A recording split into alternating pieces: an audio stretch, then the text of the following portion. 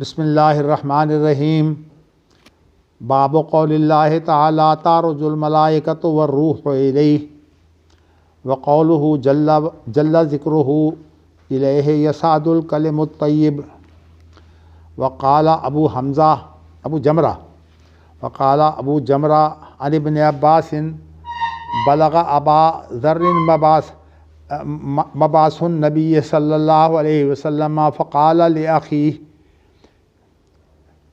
اعلم لی علم هذا الرجل الذي يزعم أنه يأتيه الخبر من السماء۔ وقال مجاہد العمل الصالح يرفع الكلمة الطيبة يقال ذي المعارج الملائكة تعرج إلى الله۔ حدثنا اسماعیل حدثني مالک عن ابی الزناد عن الأعرج عن ابی ہریرہ رضی اللہ عنہ ان رسول اللہ صلی اللہ علیہ وسلم قال یتعاقبون فیکم ملائکۃ باللیل وملائکۃ بالنہار ویجتمعون فی صلاۃ العصر وصلاۃ الفجر ثم یعرج الذین باتوا فیکم فیسألهم وهو عالم بهم فیقول کیف ترکتم عبادی فیقولون ترکناہم وهم یصلون واتیناہم وهم یصلون۔ اللہ اکبر۔ وقال خالد بن مخلد حدثنا سلیمان حدثنی عبد اللہ بن دینار من ابی صالح عن ابی صالح عن ابی ہریرہ قال قال رسول اللہ صلی اللہ علیہ وسلم من تصدق بعدل تمرۃ من کسب طیب ولا يصعد إلى الله إلا الطيب فإن الله يتقبلها بيمينه ثم يربيها لصاحبه كما يربي أحدكم فلوه حتى تكون مثل الجبل۔ ورواه ورقا عن عبد الله بن دینار عن سعید بن یسار عن ابی ہریرہ عن النبی صلی اللہ علیہ وسلم ولا يصعد إلى الله إلا الطيب۔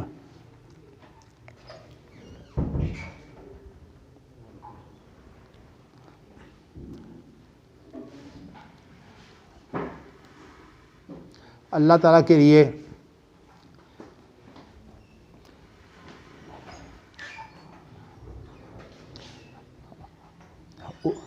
جہت الوف یہ تو سلف عقیدہ رکھتے ہیں کہ، لیکن یہ جو مکان الوف کی بات ہے اس کے بارے میں سلف کا وہی انداز ہے کہ اس کے بارے میں کوئی جو ہے وہ بات کرنا، اس میدان میں جب ہمیں علم نہیں ہے کہ اللہ تعالیٰ کی شخصیت اس کا بھی ہمیں ادراک نہیں ہے، اور اس کے علاوہ جو اللہ تعالیٰ کی کیفیتیں ہیں ان کا بھی ہمیں علم نہیں ہے، تو اس اعتبار سے جو ہے وہ ولا تقف ما لیس لک بہ علم کے تحت ہمیں جو ہے ان چیزوں کے بارے میں جو ہے وہ خاموش رہنا چاہیے، کوئی تشریح نہیں کرنی چاہیے۔ اب جہت الوف کے سلسلے میں امام بخاری کا جو انداز ہے انہوں نے انداز اختیار کیا ہے قرآن مجید کی آیتوں کا، اس لیے کہ قرآن مجید کے اندر آیتوں کی صورت میں جس طرح کوئی چیز بیان ہو جاتی ہے وہ تو کسی بڑے سے بڑے مجتہد کی ہمت نہیں ہے کہ وہ اس جیسی گفتگو کر سکے، بلکہ یہ بات بھی میں بتا چکا ہوں کہ قرآن تو ایسے خیر معجزہ ہے، تو اس لیے اس کے سمجھنے کے اندر بھی کوئی آدمی ترجموں سے گزارا کر کے اگر کوشش کرے گا تو یہ تو ویسے بھی ثابت ہو چکا ہے کہ تورات اور انجیل کا جتنا بھی بگاڑ ہے وہ ترجموں سے ہوا ہے، اس لیے کہ کسی زبان کے اندر اور خاص طور پر ایک اعلیٰ جو علمی بات ہوتی ہے اس کو دوسری زبان میں جب لے کے جاتے ہیں تو محاوروں کا فرق، الفاظ کا فرق، وہ تعبیر ہو ہی نہیں سکتی، تو اس اعتبار سے علماء نے منع کیا ہے کہ قرآن مجید کو جو ہے وہ اگر ترجمہ کیا جائے تو اس کی تو ایک ضرورت ہے، اس لیے کہ دنیا بھر کے لیے قرآن مجید جو اللہ کا پیغام ہے، لیکن اس کو جو ہے اس کے متن کے بغیر جو ہے وہ ترجمہ نہ کیا جائے، تو اس کی وجہ یہی ہے کہ اصل قرآن مجید وہی رہے، کہیں ترجمہ جو ہے قرآن نہ بن جائے جیسے کہ اب تورات انجیل کا بگاڑ ہے۔ بلکہ ہم تو عام عربی عبارتیں جو ہیں جب دیکھتے ہیں نا ان کا ترجمہ ہوتا ہے تو ترجمہ بڑے بڑے ذہین لوگ، بڑے بڑے سمجھدار لوگ جب ترجمہ کرتے ہیں تو عبارت کو دیکھیں تو اس کا ضرور کوئی نہ کوئی فرق ہوتا ہے. اس لیے کوئی آدمی جو ہے وہ ہمارے ہاں یہ سمجھے، جیسے کہ ججوں کو عام طور پر دھوکہ ہوتا ہے، قرآن حدیث پڑھے ہوتے نہیں اور یہ کہ کہتے ہیں کہ ہم اسلام کے مطابق فیصلے کرتے ہیں. اور ہمارے ہاں عام علماء چونکہ ان حلقوں سے واقف نہیں ہے، وہ سمجھتے ہیں کہ شاید ہمارے دستور کے اندر بھی کتاب و سنت جو ہے اس کی سپیریئر حیثیت موجود ہے. حالانکہ سپیریئر چھوڑ کر قرآن و سنت کی براہ راست کوئی حیثیت ہی نہیں ہے ہمارے دستور میں. اس کا سارا بگاڑ جو ہے وہ یہ ہے کہ جو لوگ قرآن کو سمجھے، لوگوں کی سمجھ کو جو ہے وہ قرآن و سنت بنا دیا گیا ہے. بلکہ ضیاء الحق جو نفاذ شریعت کا دعویٰ کرتے تھے انہوں نے ایک بڑا خطرناک کام کر دیا بے علمی کی وجہ سے. ہمارے دستور کے اندر بعض دفعات ایسی ہیں جس کے اندر یہ ہے کہ جو کتاب و سنت کے جو احکام ہیں ان کی کچھ نہ کچھ حیثیت الفاظ میں موجود ہے. اس کے اندر ایک دفعہ 227 ہے. اس کے اندر یہ ہے کہ کتاب و سنت سے جو احکام نکالے جائیں گے، یہ میں نے اس لیے لفظ کہا ہے کہ عام طور پر لوگ ترجمہ کر دیتے ہیں کتاب و سنت، حالانکہ کتاب و سنت نہیں. کتاب و سنت سے احکام کس نے نکالنے ہیں؟ وہ تو اسمبلی نے نکالنے ہیں. تو اسمبلی کے جاہل لوگوں نے جو قرآن کو سمجھنا وہ کیا سمجھیں گے؟ اب جو کتاب و سنت سے احکام نکالے جائیں گے ان کے بارے میں یہ ہے کہ کوئی قانون اس کے خلاف جو ہے وہ نہیں بنایا جا سکتا، اس کی مطابقت کا لحاظ رکھنا بھی ضروری ہے. لیکن مسئلہ زکوٰۃ جو ہے اس کے اندر ایک الجھن یہ پیدا ہوئی کہ ہمارے ملک کے اندر جو بیوروکریسی ہے ان کے اندر قادیانی اور شیعہ جو ہیں یہ کلیدی عہدوں پر ہیں اور بڑی ایک خاص سازش ہے جو ہمارے ملک میں موجود ہے. اسی کہ شیعہ قادیانی نماز نہیں پڑھتے، تو جب نماز نہیں پڑھتے تو ظاہر ہے ہر کام جو ہے وہ ان کا ایسا ہی ہے. تو عام کی میں بات کرتا ہوں تو ضیاء الحق نے جب زکوٰۃ کا نظام یہاں نافذ کیا تو بیوروکریسی کی سازش سے جو ہے وہ یہ جس کو کہتے ہیں GHQ اس کا محاصرہ ہو گیا. پاکستان سے شیعہ چلے جائیں. اب دیکھیے بیوروکریسی کے چکر تھے، ورنہ آپ دیکھتے ہیں کوئی کر سکتا محاصرہ GHQ کا. یہاں تو کوئی بات بھی کرے تو فضل الرحمان نے بات کر دی تھی، اس کے بعد کتنی صفائیاں دینی پڑی ہیں. تو کہنے کا مقصد یہ ہے کہ اب GHQ کا جب محاصرہ ہو گیا تو ضیاء الحق نے ان کے کہنے کے مطابق الفاظ و بیوروکریسی نے بنائے ہیں. وہ یہ کہ ہر فرقے کا جو کتاب و سنت ہے وہ ہوگا جو وہ کہے. یہ 227 کے بعد جو ہے اس کی ذیلی دفعہ ہے جو آئین میں شامل ہے. یعنی ہر فرقے کا کتاب و سنت وہ ہوگا جو وہ کہیں، جو وہ تعبیر کریں وہ ان کا کتاب و سنت ہوگا. گویا کہ شیعہ کا قرآن و سنت بھی الگ، اور اگر اسماعیلی ہے تو ان کا اپنا کتاب و سنت، اور ہر ایک فرقے کا اپنا کتاب و سنت. اس کے علاوہ حل بھی کیا ہے؟ ہاں جی، اس کے علاوہ حل کیا ہے؟ حل یہ قرآن و سنت سب کا ایک ہو، اور اس کے بعد جو ہے وہ تعبیروں کا فرق پڑتا رہے تو تعبیر سے قرآن و سنت نہیں جائے گا. تعبیر ہی ہے نا بھائی تعبیر آپ نے جو بھی کام کرنا ہے تعبیروں کا کرنا ہے. آپ بتائیے کہ خلافت جو ہے وہ کتنے سال رہی ہے؟ نبی اکرم کے عہد سے لے کر آج تک خلافت عثمانیہ رہی ہے نا. 1000 سال تک. 1000 سال کیا، 1400 سال تقریباً 1300 سال رہی ہے. قرآن و سنت تو موجود رہا ہے، اس لیے کہ خلافت کے لیے بنیادی شرط یہ ہے کہ اس کا آئین کتاب و سنت ہو. اس کے بعد کیا ہوا ہے پھر؟ یہ جتنے اختلافات ہیں ہمارے فقہی اختلافات، ان کے اندر حکومتوں کی جو حمایت تھی اس کا بڑا دخل ہے. فقہ حنفی کا تو خاص طور پر جو ہے سرپرستی حکومتوں کی تھی. جی، بلکہ صورتحال ایسی ہے کہ میں آپ کو بتاؤں حکومتی عہدیداروں کا کتنا دخل ہوتا ہے. میں آپ کو ایک واقعہ سنا دیتا ہوں. ایسے واقعات تو کئی ہیں. کہنے کو تو امام ابو حنیفہ کے 2 شاگرد اتنے جو ہے وہ قریبی ہیں کہ وہ ان کو صاحبین کہتے ہیں. لیکن آپ کو شاید علم نہیں ہے کہ امام ابو حنیفہ نے تو خیر جو قاضی القضات کا عہدہ قبول نہیں کیا تھا، امام ابو یوسف نے کر لیا. کرنے کے بعد جو امام ابو یوسف سے حرکت ہوئی سب سے پہلے وہی ہوئی کہ انہوں نے جو طلاق بکرا تھی اس کا فتویٰ جاری کر دیا، اور امام مالک کے اوپر جو ہے کتنی زبردست آزمائش آئی ہے، میں اس کی تفصیل میں نہیں جاتا۔ اس کے بعد امام ابو یوسف جو ہے وہ اپنے عہدے کے لیے کیا کچھ کرتے رہے ہیں۔ امام محمد بن حسن کے بارے میں جو ہے وہ خلیفہ کو اطلاع ملی کہ یہ بھی بہت بڑے عالم ہیں۔ اچھا امام حسن نے یہ چاہا کہ کسی طرح جو ہے میری ملاقات جو ہے وہ خلیفہ سے ہو جائے۔ اچھا اس میں امام ابو یوسف حائل تھے، حتیٰ کہ خلیفہ کو کس طرح یہ پیغام مل گیا کہ بلکہ یا اس کی خلیفہ کی اپنی خواہش ہوگی کہ امام محمد بن حسن سے میں ملاقات کروں۔ تو یہ بھی آپ کو بتا دوں کہ امام محمد بن حسن کی کتابیں ہیں، امام ابو یوسف کی تو ایک آدھی کتاب ہے، زیادہ کتابیں ہی نہیں ہیں، اور امام ابو حنیفہ کی بھی ایک آدھی کتاب ہے۔ اس لیے یہ فقہ حنفی کا زیادہ دار و مدار جو ہے وہ امام محمد بن حسن پر ہے، شیبانی پر۔ اب صورتحال جو ہے وہ یہ ہے کہ انہوں نے مجبور ہو کر، چونکہ خلیفہ نے تو امام ابو یوسف سے کہا کہ محمد بن حسن کی اس کو تو پتہ نہیں کہ ان کی آپس میں معاصرت ہے، یہ معاصرت بہت بڑا فتنہ ہے علماء کا، تو ان کو یہ معلوم نہیں تھا، اس لیے خلیفہ نے کہا میری ملاقات کراؤ۔ انہوں نے بڑی مجبوری میں ملاقات کروائی، لیکن اس ملاقات میں بھی سازش کی کہ تھوڑی دیر کے لیے ملاقات کر کے جو ہے انہیں رخصت کر دیا۔ بات تو وہ پوری تفصیل تو کتابوں میں۔ اس میں بالکل اکٹھے نہیں تھے ہاں جی، امام ابو یوسف اور امام محمد؟ میں یہی تو کہہ رہا ہوں، لوگ سمجھتے ہیں اکٹھے ہیں، آج تک تو یہی سمجھتے ہیں کہ اکٹھے بالکل۔ یہی تو آپ بتائیے، کتابوں میں باقاعدہ واقعہ میں نے پڑھا ہے، یہ موجود ہے باقاعدہ کتابوں میں کہ امام محمد بن حسن کی جو ملاقات ہوئی ہے، مجھے اس کی تفصیل اب یاد نہیں رہی، لیکن اس کی تفصیل میں یہ ہے کہ امام محمد کی ملاقات تھوڑی دیر کروا کے ان کو رخصت کر دیا، پھر امام ابو یوسف ہی رہ گئے۔ لیکن شاید کتابوں میں تو یہ ہے کہ محمد بن حسن جو تھے وہ تو میرے خیال میں آپ اس بات میں نہ پڑھیے، جو میں نے خبر دے دی ہے اس پر رہیے۔ اس جی ہاں، یہ اصل میں آپ کو پتہ نہیں کہ علماء کے اندر جو معاصرت ہوتی ہے، اگر اس کی مثالیں کبھی میں کھولنے لگوں نا تو بڑے بڑے ایسے نام آتے ہیں، حتیٰ کہ اولاد تک جو ہے وہ معاصرت میں آ جاتی ہے۔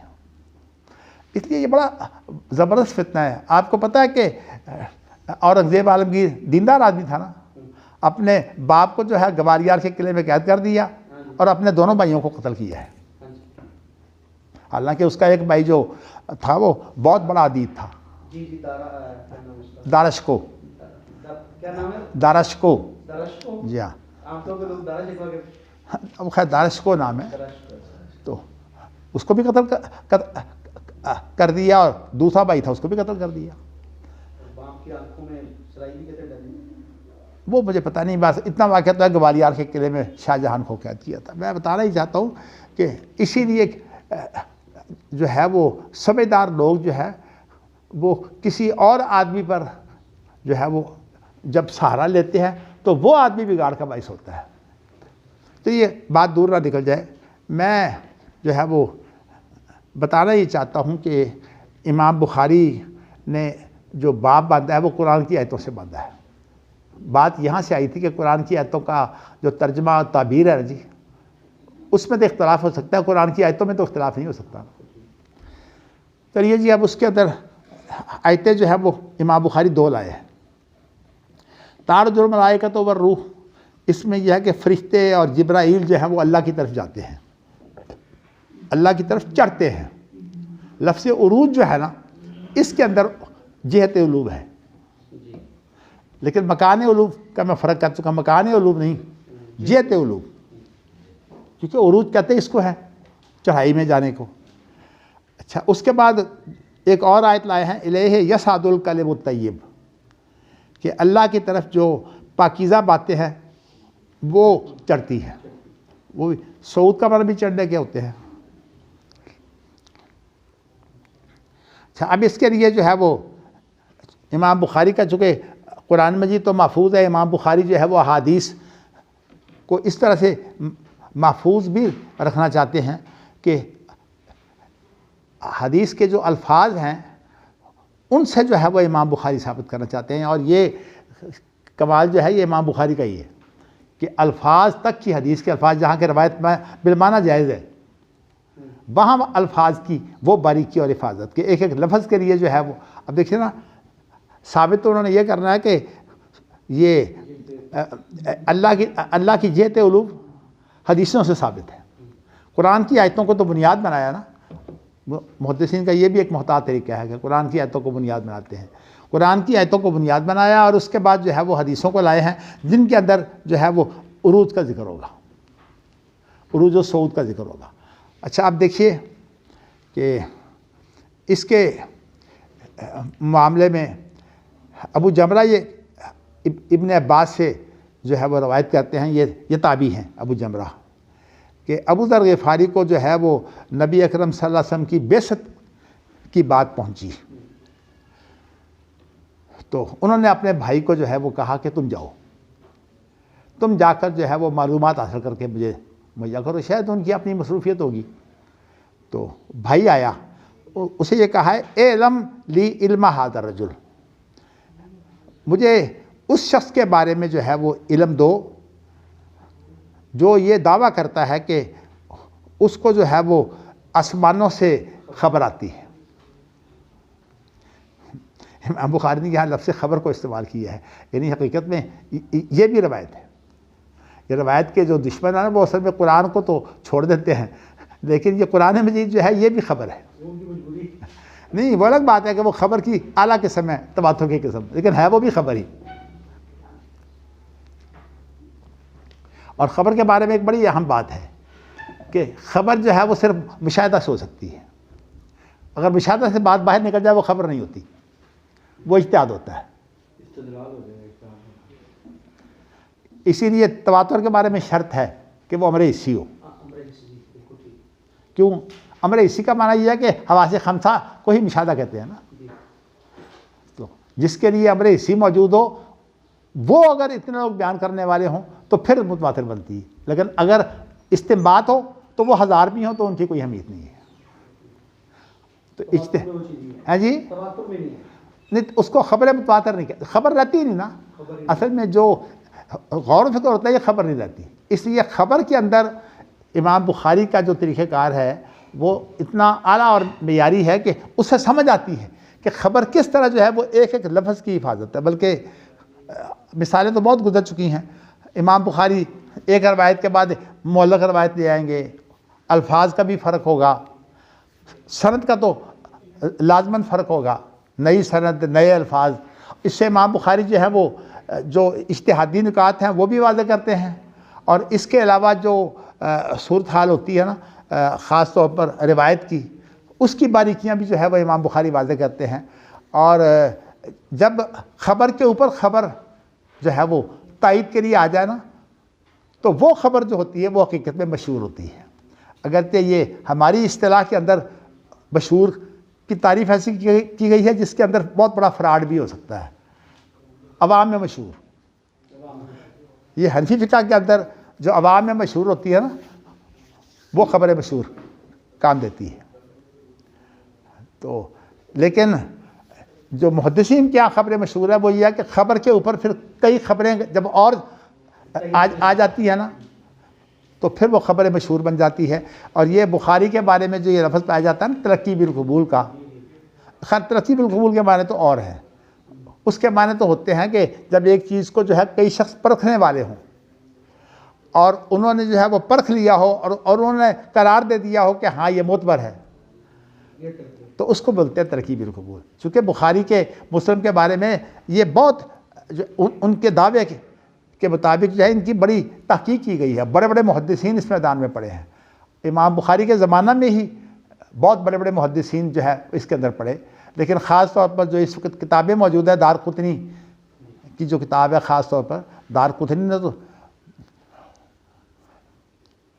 جی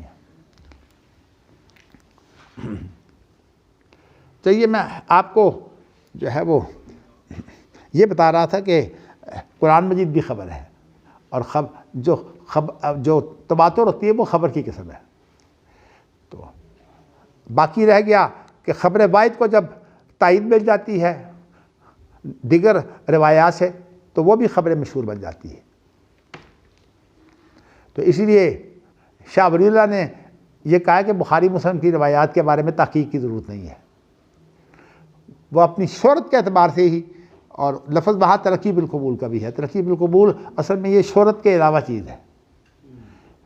دیکھو نا، ایک مضمون ہے کسی نے لکھا، اور لکھنے کے بعد جو گہری نظر رکھنے والے علماء ہیں ان کو سنایا، اور انہوں نے اس پر تبصرہ کیا، اس کے بعد اس مضمون کی ایک حیثیت بن جائے گی نا اتھارٹی کی۔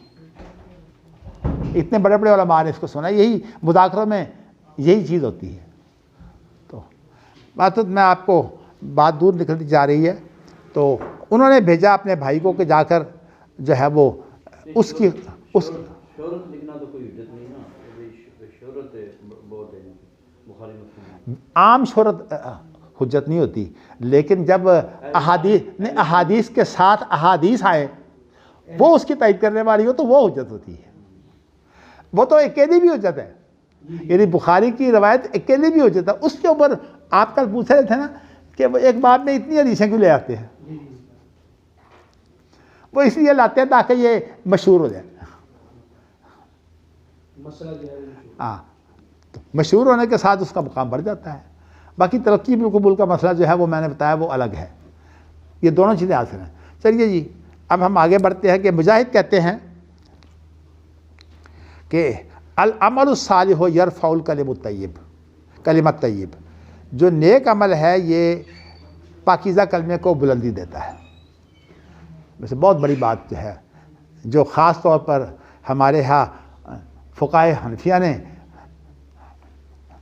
بہت زیادہ، امام ابو حنیفہ اگرچہ اس بات کے قائل نہیں تھے کہ عمل کی کوئی حیثیت نہیں ہے، لیکن جو حنفی فقہا ہیں نا وہ عام طور پر جو ہے وہ امام ابو حنیفہ سے یہ فائدہ اٹھاتے ہیں کہ وہ کہتے ہیں امام ابو حنیفہ عمل کے قائل نہیں تھے، اور اسی لیے تبصرہ کرتے وقت جو ہے وہ غالباً شیخ عبد القادر جیلانی کا تبصرہ ہے کہ امام ابو حنیفہ کا عقیدے میں بہت اونچا معیار ہے، الا الارجاء، ارجاء جو ہے یہ مرجع جو ہیں وہ عمل کے قائل نہیں ہیں، وہ کہتے ہیں بس صرف قول کافی ہے، زبان سے کہہ دیا اس کے بعد ہر چیز ہو گئی۔ یہ انشاءاللہ یہ بات آگے بھی آئے گی کہ اصل جو عمل کی کیا اہمیت ہے، لیکن یہاں جو مجاہد نے تفسیر کی ہے نا وہ بڑی اہم ہے۔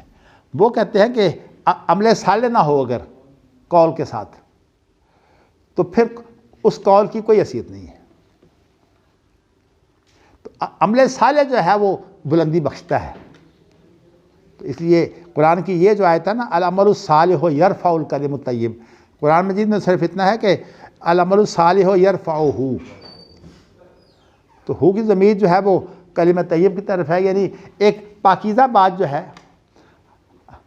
اچھا، یہ بھی ایک بات نکلتی ہے کہ اگر بات نہ ہو صرف عمل ہو اس کی بھی کوئی حیثیت نہیں ہوتی، خاص طور پر طلاق کے مسئلے میں نے آپ کو یہ واضح کیا تھا۔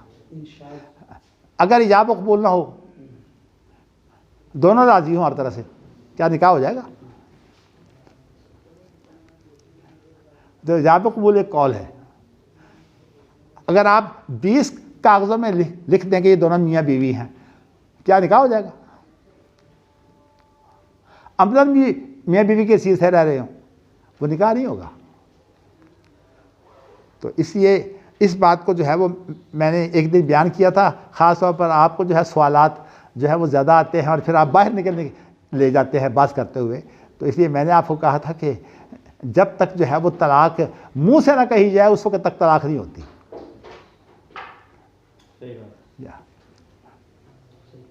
اس شخص کے بارے میں جس کا منہ ہے، باقی جو گونگا ہے اس کے مسائل الگ ہیں۔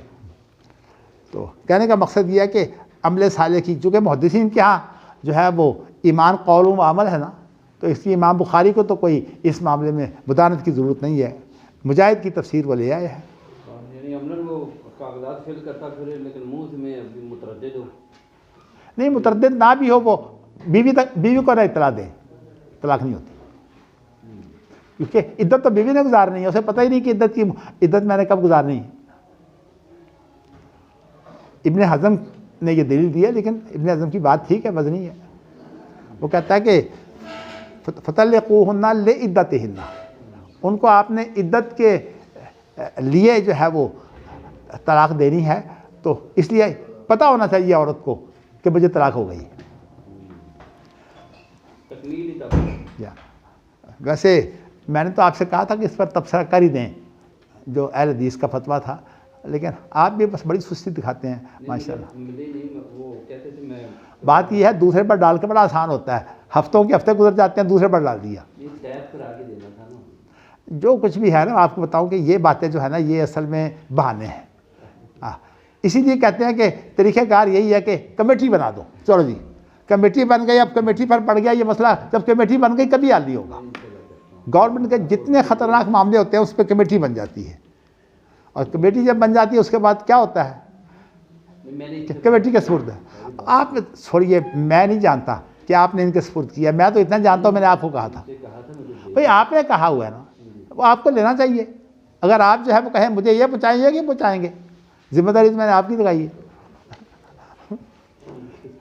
یہ باتیں جو بڑی آسان ہوتی ہیں، یہاں 20 آدمی ہیں، ہر ایک نے دوسرے پر بات ڈالی ہوتی ہے، اور ہمارا کام ہوتا ہی نہیں. ایک کتاب جو ہے وہ 25 سال ہو گئے ہیں، وہ کتاب نہیں چھپ سکتی، ہر ایک نے دوسرے پر ڈالا ہوا ہے. اور مجھے یاد ہے، ویسے میں آپ کو بتاؤں کیونکہ میں رہا ہوں، رسالے میں نے نکالے ہیں، محدث کے بارے میں میرا بہت اونچا معیار تھا شروع سے ہی. تو میں نے جو ہے وہ اس کے لیے بہت اعلیٰ کتابت کرواتا تھا. وہ آدمی جو رسالے نہیں لکھتے تھے، جنہوں نے تدبر قرآن لکھی ہوئی ہے نا، محدث کی کتابت وہ کرتے تھے.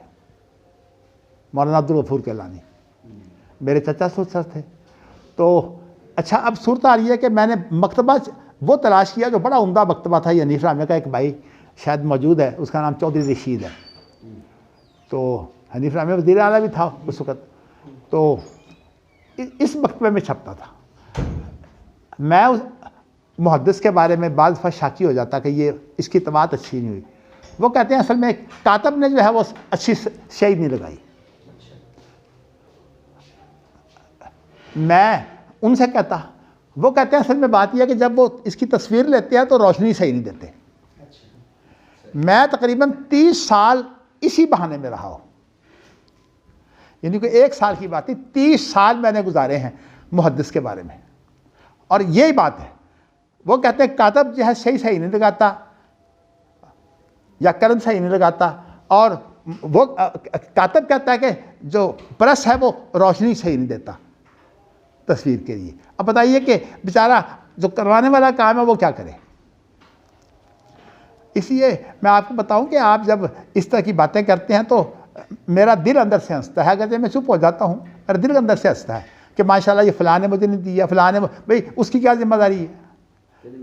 مجھے کل پرسوں میں نے ایک بات کی، میں نے یہ اصول حدیث جو ہے نا، اس کا اہل سنت کا اور شیعہ کا، اس کے تقابل کے بارے میں نے کسی شخص سے بات کی. اس نے مجھے کیا جواب دیا؟ اسے مجھے جواب دیا کہ جی کئی سال پہلے جو ہے میرا تھیسس جو ہے وہ حمزہ صاحب مجھ سے لے گئے تھے، حالانکہ منگوایا میں نے تھا، لیکن کئی سال ہو گئے حمزہ صاحب نے مجھے نہیں دیا، میں نے آج تک دیکھا ہی نہیں. اب میں تو چپ ہوں، لیکن میں کسی کو کیا کہوں. میرے نام جو آتے ہیں یہاں جو واٹس ایپ پر چیزیں مجھے نہیں ملتی. میری اپنی جو مجبوریاں ہیں وہ یہ ہے کہ میں ہر کام پر توجہ دوں، میرے لیے بڑا مشکل ہوتا ہے. خیر بات دور نکل جائے گی. اچھا جی، اس کے بعد یہ ہے کہ یہاں یہ تعلق کی ساری بات ہے. ذی المعارج جو ہے وہ، ذی المعارج کی تشریح جو ہے وہ امام بخاری نے جو ہے وہ لوگوں کے حوالے سے کر دی، اپنے اوپر ذمہ داری لے. یقال، کہا جاتا ہے کہ ذی المعارج سے مراد یہ ہے کہ الملائکۃ تعرج الی اللہ، فرشتے جو ہیں وہ اللہ کی طرف چڑھتے ہیں. لیکن یہ آپ جو ہے وہ ذہن میں رکھیے کہ فرشتوں کی انتہا جو ہے وہ سدرۃ المنتہا ہے، لیکن سارے فرشتوں کی نہیں. جو فرشتے اللہ تعالیٰ سے متعلق ہیں اس طرح کے جیسے اللہ کا عرش اٹھایا ہوا ہے، اور اسی طرح جو جنت اور دوزخ میں جو فرشتے کام کر رہے ہیں ان کی انتہا سدرۃ المنتہا نہیں ہے، کیونکہ جنت اور دوزخ اور عرش وغیرہ یہ تو سب سدرۃ المنتہا سے آگے ہیں نا، تو اس لیے جب بھی کوئی بات علمی کی جائے تو اس کی وضاحت کرنی پڑتی ہے۔ یہ وہ فرشتے ہیں جن کا تعلق جو ہے وہ اس کائنات کے امور سے ہے، وہ فرشتے جو ہیں وہ سدرۃ المنتہا سے آگے نہیں جا سکتے۔ چلیے جی، اس کے بعد اب حدیث لاتے ہیں کہ ابو ہریرہ بیان کرتے ہیں کہ نبی اکرم صلی اللہ علیہ وسلم نے فرمایا کہ دن اور رات میں فرشتے جو ہیں وہ ایک دوسرے کے پیچھے آتے ہیں۔ یتعاقبون کا معنی یہ ایک دوسرے کے پیچھے آنے، صورت آ رہی ہے کہ جو عصر کے بعد جو فرشتے آتے ہیں نا، عصر کے بعد وہ پھر صبح کی نماز پڑھ کر جاتے ہیں، اسی لیے انا قرآن الفجر کان مشہودا کی تفسیر یہ ہے کہ اس کے اندر صبح اور یعنی دن اور رات کے فرشتے جمع ہو جاتے ہیں، اسی لیے اس کے اندر قرات بھی ہے۔ تو اب وہ فرشتے آئے اور بلکہ بعض علماء کی رائے یہ ہے کہ یہ فرشتے جو ہے جو جب آتے ہیں نا تو یہ مغرب کی نماز کے بعد جاتے ہیں، تو اس لیے انہوں نے کہا ہے کہ مغرب کی نماز کی جو سنتے ہیں نا ان کو دیر نہ کی جائے، فرشتوں نے جانا ہوتا ہے۔ اگرچہ یہ علماء کی بات ہے، حدیث میں میرا خیال میں کوئی اس طرح کی صراحت نہیں ہے، لیکن آپ کو پتہ ہے کہ پھر کوئی حدیثیں جو ہیں وہ کئی کمزور حدیثیں مل جاتی ہیں اس طرح چیزوں میں، لیکن امام بخاری کے ہوتے ہوئے تو میرا خیال میں ہمیں کمزور حدیثوں کو لینے کی ضرورت نہیں ہے۔ تو میں نے آپ کو یہ بتایا ہے کہ دو نمازوں کے اندر جو ہے وہ فرشتے جمع ہوتے ہیں، ایک جو ہے وہ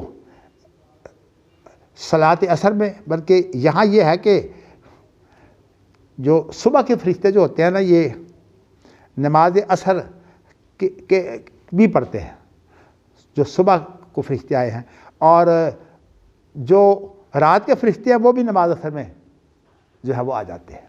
تو اس اعتبار سے کہا ہے کہ عصر کی نماز اور صبح کی نماز جو ہے اس کے اندر جو ہے وہ فرشتے آتے تو آگے پیچھے ہیں لیکن اکٹھے ہوتے ہیں دو نمازوں میں۔ تو اس لیے عصر کی نماز کے بارے میں جو یہ تاکید ہے نا کہ عصر کی نماز جو ہے وہ اگر آپ دیر سے پڑھیں گے تو معمولی سی بات نہیں ہے، اس کے اندر لفظ ہے فکانما وطر اہلہ و مالہ، یعنی جس نے عصر کی نماز میں تاخیر کر دی گویا کہ اس کا جو ہے وہ اس کے گھر والے بھی تباہ ہو گئے، اس کا مال بھی تباہ ہو گیا۔ تو عصر کی نماز کا جو اول وقت ہے، لیکن دیکھیے ہمارے ہاں کس طرح تباہی مچی ہوئی ہے۔ فقہ حنفی کے اندر جو ہے وہ عصر کی نماز ہمیشہ اس وقت میں ہے جب کہ فرشتے شاید جا چکے ہوتے ہیں، اس لیے کہ یہ تو انتظار کرتے رہتے ہیں جب تک سورج جو ہے وہ اس کا رنگ نہ بدلے، اس وقت تک نماز ہی نہیں پڑھتے۔ حالانکہ فقہ حنفی کا مسئلہ جو ہے وہ اگر حدیث کے مطابق لیں تو وہ بھی اتنا لمبا نہیں ہے، لیکن ویسے جو عصر کی نماز ہے وہ حدیث کے تقریباً 1 گھنٹہ بعد یہ نہیں، اور سردیوں میں تو صورت یہ ہوتی ہے کہ آپ نماز عصر کی پڑھیں آدھے پونے گھنٹے کے بعد مغرب کی نماز کی اذان ہو جاتی ہے۔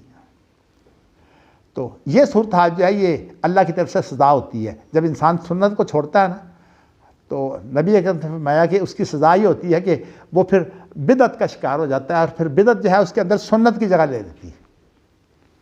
تو یہ اب ہم جو فقہ کو اب شریعت کہہ کر جب عمل کرتے ہیں تو یہ سنت کی جگہ لی ہوئی ہے نا۔ چلیے جی، اس کے اندر یہ کہا ہے کہ رات کے فرشتے اور دن کے فرشتے جو ہیں یہ آگے پیچھے آتے ہیں لیکن جمع ہوتے ہیں عصر کی نماز میں اور فجر کی نماز میں۔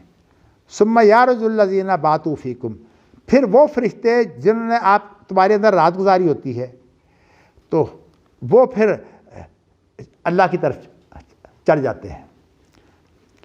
تو فیسألہم، تو اللہ ان سے پوچھتے ہیں، وہو عالم بہم، حالانکہ اللہ ان سے زیادہ باخبر ہوتا ہے، لیکن اللہ تعالیٰ چاہتے ہیں گواہ، کہ گواہ بنے ہر کام میں۔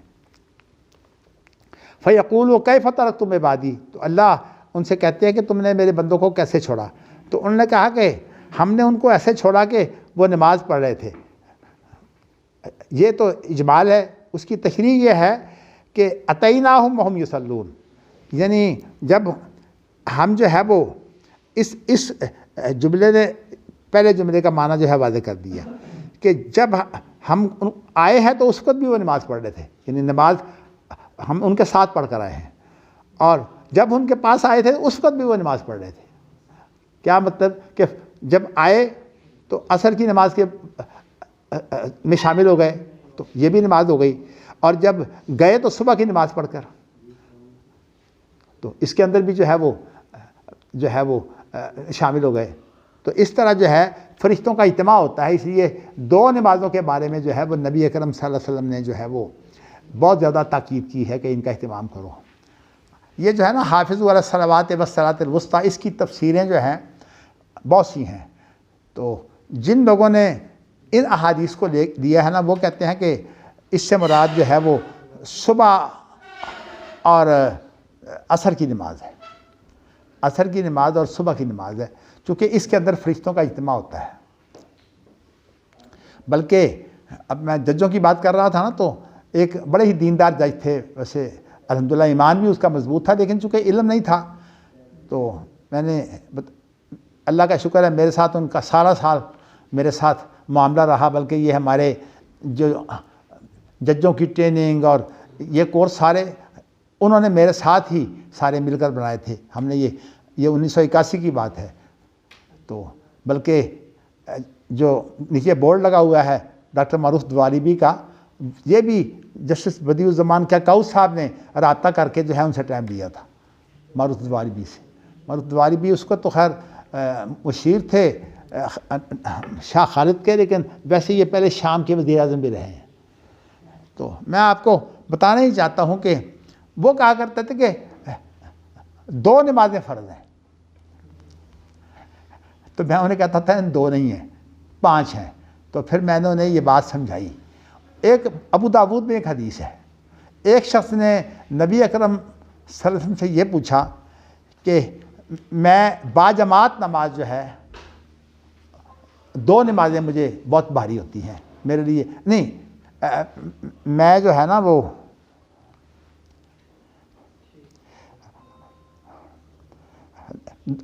دو نمازیں ایسی ہیں جن کے اندر جو ہے وہ میں شامل نہیں ہو سکتا۔ تو اگرچہ وہ نمازیں جو ہیں وہ تھوڑا سا فرق ہے، تو ابو داود کی حدیث الفاظ میرے سامنے نہیں ہیں اس وقت، تو اس کے اندر نبی اکرم صلی اللہ علیہ وسلم نے فرمایا کہ اچھا، لیکن ایسی بات ہے کہ 2 نمازوں میں جو ہے وہ کا اہتمام کر لو، باقی میں اگر تم باجماعت نماز نہیں پڑھ سکتے تو گنجائش دی جا سکتی ہے۔ تو آپ نے جو 2 نمازیں جن کا اہتمام بتایا نا، وہ ایک عصر کی نماز اور ایک جو ہے وہ صبح کی نماز، کہ یہ تم نے باجماعت پڑھنی ہے۔ تو مجھے اصل میں مغالطہ یہ ہو رہا تھا کہ نبی اکرم فرمایا کہ منافقین کے لیے 2 نمازیں بھاری ہیں، اور وہاں جو ہے وہ اور 2 نمازیں ہیں، ایک عشاء کی نماز اور ایک صبح کی نماز۔ تو لیکن میں نے اچھا اب اس سے چونکہ ججوں کا براہ راست تو کتاب و سنت نہیں وہ پڑھ سکتے، تو ان کو یہ مغالطہ لگ گیا تھا کہ نمازیں جو ہے وہ ان میں کمی بیشی کی جا سکتی ہے، اگر 2 نمازیں بھی جو ہو لوگ پڑھ لیا کریں تو کافی ہے۔ لیکن میں نے انہیں بتایا کہ نہیں، اور میں یہ بھی بتاؤں کہ وہ پہلے شیعہ تھے، تو اس اعتبار سے جو ہے وہ شیعہ کے ہاں تو آپ کو پتہ ہے نا کہ اذانیں 3 ہوتی ہیں، وہ 5 اذانیں نہیں دیتے، ان کو ظہرین اور مغربین، وہ ظہر اثر اکٹھی پڑھتے ہیں ایک ہی اذان کے ساتھ، اور مغرب اور عشاء بھی اکٹھی پڑھتے ہیں۔ خیر اس طرح کی چیزیں جو ان کے ہاں تھیں نا، پھر میں نے ان کو بتایا کہ نہیں، یہاں اصل میں باجماعت نماز کی بات ہے، یہاں اصل میں نمازوں کے فرض ہونے کی بات نہیں ہے۔ خیر اللہ کا شکر ہے وہ بات مانتے تھے، چونکہ مطلب دیندار تھے نا ذہنی طور پر، اور ایمان بھی ان کا ٹھیک ہی تھا، تو اس اعتبار سے۔ لیکن عام جج جو ہے ان کو تو صورتحال جو ہے وہ نہیں سمجھ آتی۔ تو میں نے آپ کو یہ واقعہ اس لیے بتایا ہے کہ تاکہ آپ کے سامنے جو ہے وہ مزید اس کی صورتحال جو ہے وہ سامنے آ جائے۔ اچھا جی، اس کے بعد وقال خالد بن مخلد حدثنا سلیمان و حدثنا عبداللہ بن دینار عن ابی صالح عن ابی ہریرہ۔ اب یہ حدیث تو وہی ہے ابو ہریرہ کی، نہیں لیکن یہ حدیث جو ہے وہ الگ ہے، لیکن امام بخاری نے اس حدیث کو جو ہے وہ قال خالد بن مخلد سے بیان کیا ہے، حدثنا سے بیان نہیں کیا۔ اس کو میرے خیال میں امام بخاری بعد میں تائید دیں گے۔ تو وہ حدیث جو ہے وہ یوں ہے کہ پہلی حدیث بھی ابو ہریرہ سے تھی، لیکن وہ تو اور واقعی اور ہے، یہ واقعہ جو ہے یہ اور ہے۔ یہ ہے کہ اللہ کے رسول نے فرمایا من تصدق بے عدل تمرۃ من کسب طیب، جو شخص جو ہے وہ ایک کھجور کے برابر صدقہ کرے اپنی پاکیزہ کمائی سے، ولا یصعد الی اللہ الا الطیب، اور اللہ کی طرف جو ہے وہ کوئی چیز نہیں چڑھتی سوائے پاکیزہ چیز کے، بس یہ اس لیے لائے ہے کہ اللہ کی طرف جو ہے وہ صرف حلال چیز چڑھتی ہے۔ یہ طیب کا لفظ جو ہے یہ قرآن مجید میں بھی حلال کے معنی میں آیا، یا ایھا الرسول کلوا من الطیبات واعملوا صالحا، کہ اے نبیو حلال کھاؤ اور نیک عمل کرو، اس لیے کہ اگر انسان حرام کھاتا ہو تو پھر عمل قبول ہی نہیں ہوتا۔ یہ خاص طور پر موجودہ دور میں جب کہ ہم سارے جو ہیں وہ بنے ہوئے ہیں نا مال و زر کے غلام، بڑی خطرناک صورتحال پیدا ہو گئی ہے۔ لوگوں کی کمائی جو ہے، اب دیکھیے آج سینٹ کا انتخاب ہو رہا ہے نا، بڑے پیسے چل رہے ہیں، کروڑوں۔ بلکہ مجھے ایک دوست نے بتایا، اس نے قومی اسمبلی کا انتخاب لڑا تھا، کہتا میں نے 4 ارب روپے لگائے، 4 ارب روپیہ۔ آپ کو بتا دیتا ہوں محمد میاں سومرو کی بات ہے یہ، حالانکہ محمد میاں سومرو بہت محتاط ہیں، یعنی ان کے اوپر کرپشن کا بھی کوئی الزام نہیں ہے، لیکن آپ یہ بتائیے کہ ایک آدمی نے 4 ارب روپیہ لگایا ہے، وہ کیا کرے؟ اس نے لوٹ مار نہیں کرنی۔ تو یہ میں اس آدمی کی بات کر رہا ہوں جو بڑا ہی دیندار ہے۔ بلکہ مجھے جو ایک فوجی تھے جنہوں نے انقلاب لائے تھے پرویز مشرف کے ساتھ مل کر، مظفر عثمانی ان کا نام تھا، جنرل مظفر عثمانی، کراچی کے یہ کور کمانڈر تھے، انہوں نے مجھے بتایا کہ میں نے محمد میاں سومرو کو میں نے گورنر سے لگوایا تھا، یہ آج سے کوئی 20-25 سال پہلے کی بات ہے، 20 سال پہلے کی بات ہے۔ کہہ رہے میں اس لیے لگوایا تھا کہ محمد میاں سومرو ہر سال حج کرتا ہے۔ مجھے علم ہے کہ اب تو مجھے پتہ نہیں 2-3 سال کا جو حالات کیا بن گئے ہیں، لیکن محمد میاں سومرو جو ہے وہ ہر سال حج کرتا تھا۔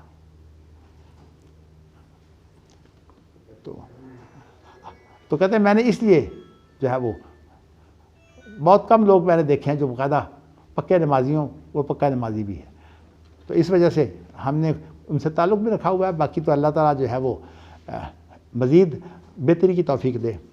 تو میں نے آپ کو یہ بتایا ہے کہ فإن اللہ یتقبلھا بیمینہ، جو پاکیزہ چیز ہے اس کو اللہ جو ہے وہ اپنے دائیں ہاتھ سے قبول کرتا ہے۔ دائیں ہاتھ کا جو استعمال ہے نا اللہ کے لیے، اگرچہ ہم دائیں ہاتھ اللہ کا مانتے ہیں، لیکن اس کا جو لازم معنی ہے وہ برکت ہے۔ تو مطلب یہ ہے کہ اللہ تعالیٰ جو ہے وہ اس کو قبول کرتے ہیں برکت کے ساتھ۔ اب یہ اگر مفہوم اس کا کریں، چونکہ اشاعرہ ماتریدیہ کا جو فرق ہے نا مولانا ثناء اللہ صاحب سے، جو اصل اختلاف ہے غزنوی خاندان کا، وہ یہ ہے کہ مولانا ثناء اللہ صاحب صرف لازم معنی لیتے ہیں، اصل معنی نہیں لیتے۔ تو اگرچہ ان کے حمایتی کہتے ہیں کہ وہ دونوں لیتے ہیں، لیکن ان کی پوری تفسیر دیکھ لیجئے دونوں نہیں ہیں۔ تو اس لیے یہی وہ اختلاف تھا جس کی بنا پر جو ہے وہ پھر بعد میں روپڑی خاندان کے جو شاگرد تھے، اس کی غزنوی خاندان کے جو شاگرد تھے محدث روپڑی، پھر وہ اس میں آ گئے، چونکہ ان کا رسالہ نکلتا تھا اس لیے زیادہ شہرت پھر روپڑی خاندان کی ہو گئی، لیکن اصل اختلاف ان کا نہیں تھا، اختلاف جو تھا وہ غزنوی خاندان کا تھا۔ تو میں نے لیکن بنیادی نقطہ اختلافی جو تھا وہ دو تھے، ایک یہ تھا کہ لازمی معنی جو ہے وہ اکیلا نہیں ہو سکتا، تو اس لیے میں نے بھی احتیاط کی ہے، یمین کو تسلیم کر کے میں نے کہا ہے کہ اس سے مراد برکت بھی ہے، یہ لازم معنی ہے۔ اللہ اکبر۔ چلیے دوسرا نقطہ بھی دوبارہ آپ کو اسی بیان کر دیتا ہوں، ورنہ موضوع تو اور ہے، وہ یہ ہے کہ صحابہ کی کیا تفسیر حجت ہے کہ نہیں۔ وہ صحابہ کی تفسیر کو حجت نہیں مانتے، درایت تفسیری کے حوالے سے میں واضح کر چکا ہوں کہ حافظ عبداللہ صاحب محدث روپڑی نے یہ ثابت کیا کہ نہیں، صحابہ کی جو صرف فہم کی بات ہے نا وہ تو حجت ہے، لیکن جہاں صحابہ کا اجتہاد آئے گا وہ حجت نہیں ہے۔ چلیے جی، اچھا اس کے بعد ثم یربیھا لصاحبہ، پھر اللہ اس کو پالتے ہیں اس کے مالک کے لیے۔ کیا مطلب کہ یہ جو ایک کھجور ہے نا، اب جس نے صدقہ دیا ہے اس کھجور کو یوں پالا جاتا ہے کہ یہ، بلکہ بعض روایات کے اندر یہ الفاظ بھی ہیں کہ وہ اونٹ پہاڑ کے برابر وہ بن جاتی ہے ایک کھجور کا کھجور۔ اسی لیے اللہ کے رسول نے فرمایا کہ تو جہنم سے نجات حاصل کر ایک کھجور کے ساتھ یا اس کا ایک ٹکڑا صدقہ کر کے۔ اور یہ سعودی عرب کے اندر یہ انہوں نے معمول بنا لیا ہوا ہے، یعنی وہاں تو مجھے پتہ ہے کہ مسجد نبوی کے اندر اور مکہ مکرمہ کے اندر تو صورتحال یہ ہے کہ عصر کے بعد ہی سارے مسلح بچھ جاتے ہیں، اور مسلح بچھنے کے بعد پھر وہ کیا کرتے ہیں کہ جو لوگ چل کے آ رہے ہوتے ہیں نا ان کو کھینچ کر اپنے مسلح پر بٹھاتے ہیں۔ تو اس طرح مسجد نبوی کے باہر بھی اور حرم کے باہر بھی پورے رمضان کے اندر یہ صورتحال بنتی ہے، لیکن یہ صرف حرمین میں نہیں ہوتا بلکہ تمام شہروں میں صورتحال یہی ہوتی ہے کہ ہر شہر کے اندر جو ہے وہ اس طرح جگہ جگہ انہوں نے کھانے بھی تیار کیے ہوتے ہیں، بلکہ اس کے اندر جتنا مزدور طبقہ ہے نا وہ کھانے آ کر وہیں کھاتا ہے۔ تو یہ بات ہو تو انہوں نے اس کو جو ہے وہ یوں ہی اختیار کیا ہوا ہے معمول کے طور پر۔ یہی وہ چیزیں ہیں جو سعودی عرب کی برکت کا باعث ہیں۔ اچھا جی، اب اس کی مثال یہ دی ہے کما یربی احدکم فلوہ، یہ جو گھوڑا ہے نا یہ آپ کو بتایا کہ اس کی پیشانی کے ساتھ اللہ نے خیر باندھی ہوئی ہے، اور یہ تا قیامت گھوڑے کی پیشانی کے ساتھ خیر بندھی ہوئی ہے۔ یہ بخاری کی حدیث ہے، الخیل معقود بنواسیھا الخیر الی یوم القیامہ۔ تو اس لیے جو گھوڑے کا جو بچہ ہوتا ہے نا یہ بڑا نازک ہوتا ہے، بلکہ میں آپ کو یہ بتا چکا ہوں کہ گھوڑے کا مزاج انسانی مزاج کے بہت قریب ہے، اس لیے جو دوائیں انسان کو دیتے ہیں نا اس کی مقدار بڑھا کر گھوڑے کو بھی وہی دوائی دیتے ہیں، مقدار بڑھا دیتے ہیں، اور جانوروں کا یاد نہیں ہے۔ ویسے اگر وہ ہوتا ہے نا نیوٹن تو اس نے تو کہہ دینا تھا کہ انسان گھوڑے سے ہی پیدا ہوا ہے، ڈارون۔ اچھا نیوٹن اور ہے، نیوٹن وہ ہے جو یہی گریویٹی کا جو ہے وہ۔ چلیے کہنے کا مقصد یہ ہے کہ جس طرح کوئی تم میں سے فلوف کہتے ہیں گھوڑے کے بچے کو، حتیٰ تکونا مثل الجبل، یہاں تک کہ وہ پہاڑ کی مانند ہو جاتا ہے۔ چلیے جی، یہ روایت تو قالا کے ساتھ بیان کی ہے۔ اللہ اکبر۔ اب امام بخاری جو ہیں وہ اس کی تائید کے لیے جو ہے وہ کیا اہتمام کر رہے ہیں، کیونکہ قالا جو ہوتی ہے اس کے اندر معنی یہ ہے کہ امام بخاری نے باقاعدہ ان سے روایت نہیں کی، کیونکہ مذاکرے میں کوئی بات سن لی جائے یا مباحثے میں کوئی چیز سن لی جائے تو وہ چیز جو ہے اس کو بھی جو ہے وہ قالا کے ساتھ اور ان کے ساتھ بیان کیا جا سکتا ہے۔ تو اب امام بخاری جو ہے اس کی تائید کے طور پر لائے ہیں یہ روایت کہ، لیکن تائید کہاں سے دے رہے ہیں؟ دے رہے ہیں سلیمان سے. یہاں خالد بن مخلد کا جو شیخ ہے وہ سلیمان ہے نا. اب سلیمان کی جگہ پر امام بخاری نے ذکر کیا ہے کہ ورقا نے بھی اس کو روایت کیا ہے. یعنی سلیمان کے علاوہ ورقا نے بھی روایت کیا ہے. ان دونوں کا شیخ ایک ہے عبداللہ بن دینار. سلیمان کا بھی شیخ وہی ہے اور اسی طرح جو ہے وہ ورقا کا شیخ بھی وہی ہے. اور اس کے بعد جو سند ہے، اچھا اس کا سند کا پھر فرق ہے کہ عبداللہ بن سلیمان کی روایت میں عبداللہ بن دینار کا جو شیخ ہے وہ ابو صالح ہے، اور یہ جو ورقا کی روایت ہے اس کے اندر جو عبداللہ بن دینار کا شیخ ہے وہ سعید بن یسار ہے. اچھا باقی صحابی ایک ہے. تو اس اعتبار سے جب صحابی ایک ہو تو حدیث کو جو ہے وہ تقویت ملتی ہے، کیونکہ حدیث وہی ہوتی ہے نا. جب صحابی ایک ہو تو حدیث وہی ہوتی ہے. تو اس طرح سے جو ہے تقویت مل گئی، اس لیے امام بخاری اس کو لے آئے ہیں. لیکن پھر بھی میں ایک بات کہوں گا کہ یہ امام بخاری کی مستقل بنیاد نہیں ہے.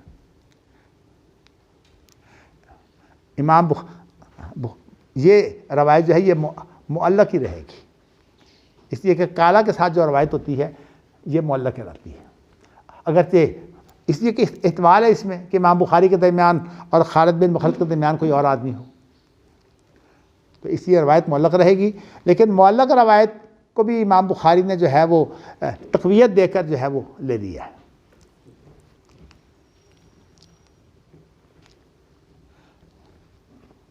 اچھا جی،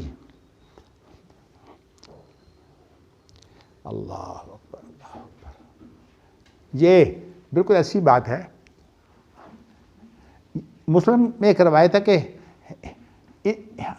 ان العلماء ہم ورثۃ الانبیاء، یہ مسلم کی روایت ہے.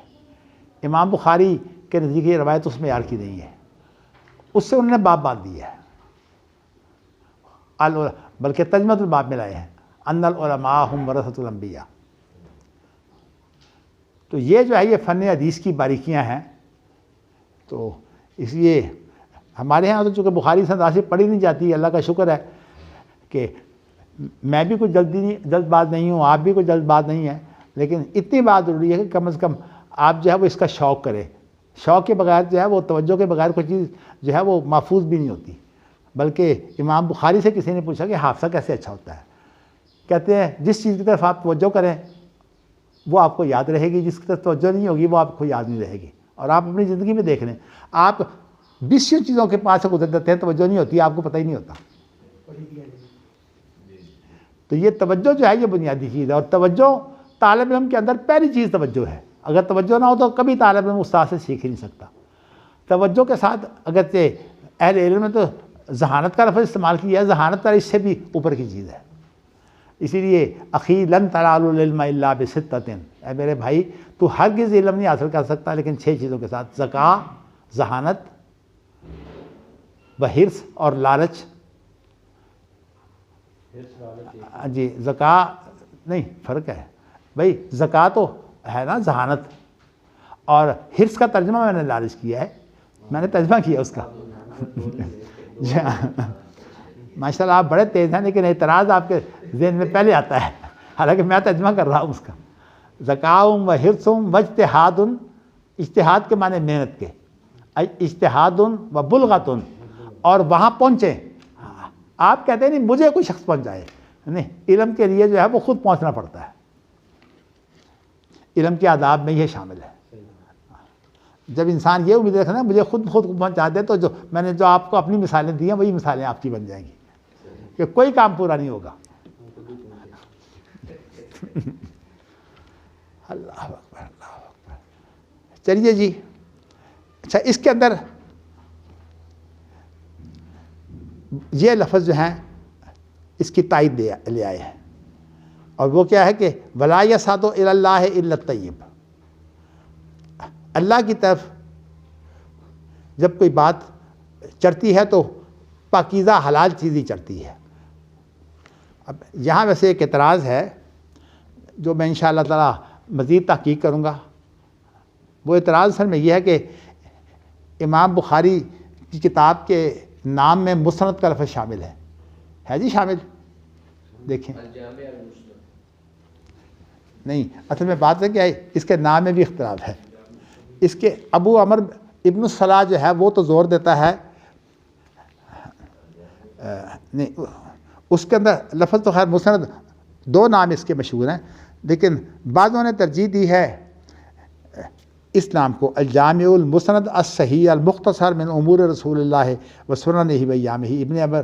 ابو عمر ابن الصلاح وغیرہ کے ساتھ اور بھی جو بڑے بڑے جو اصول حدیث کے ماہر ہیں انہوں نے اس نام کو اختیار کیا ہے، لیکن ہمارے اہل حدیثوں کے ہاں جو ہے وہ یہ نام زیادہ پسندیدہ ہے، الجامع الصحیح المسند من حدیث رسول اللہ و سننہ. کیونکہ اہل حدیثوں کو جو ہے وہ یہاں لفظ حدیث آ گیا نا، اس لیے ان کو یہ بڑا پسند ہے.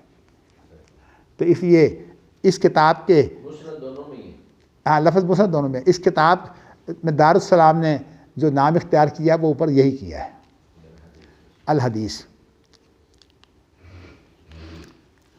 اہل حدیثوں کو تو اصل میں لفظ حدیث مل جائے تو وہ تو میرے خیال میں اللہ مہربانی کرے حدیث کے بارے بدعت کے بھی ہوتے ہیں، تو وہ اس کو بھی لے کر جو ہے وہ فخر کرنے لگ جائیں گے، اس لیے کہ وہ لفظ ان کے ہاں جو ہے اس کی گردان بہت ہوتی ہے.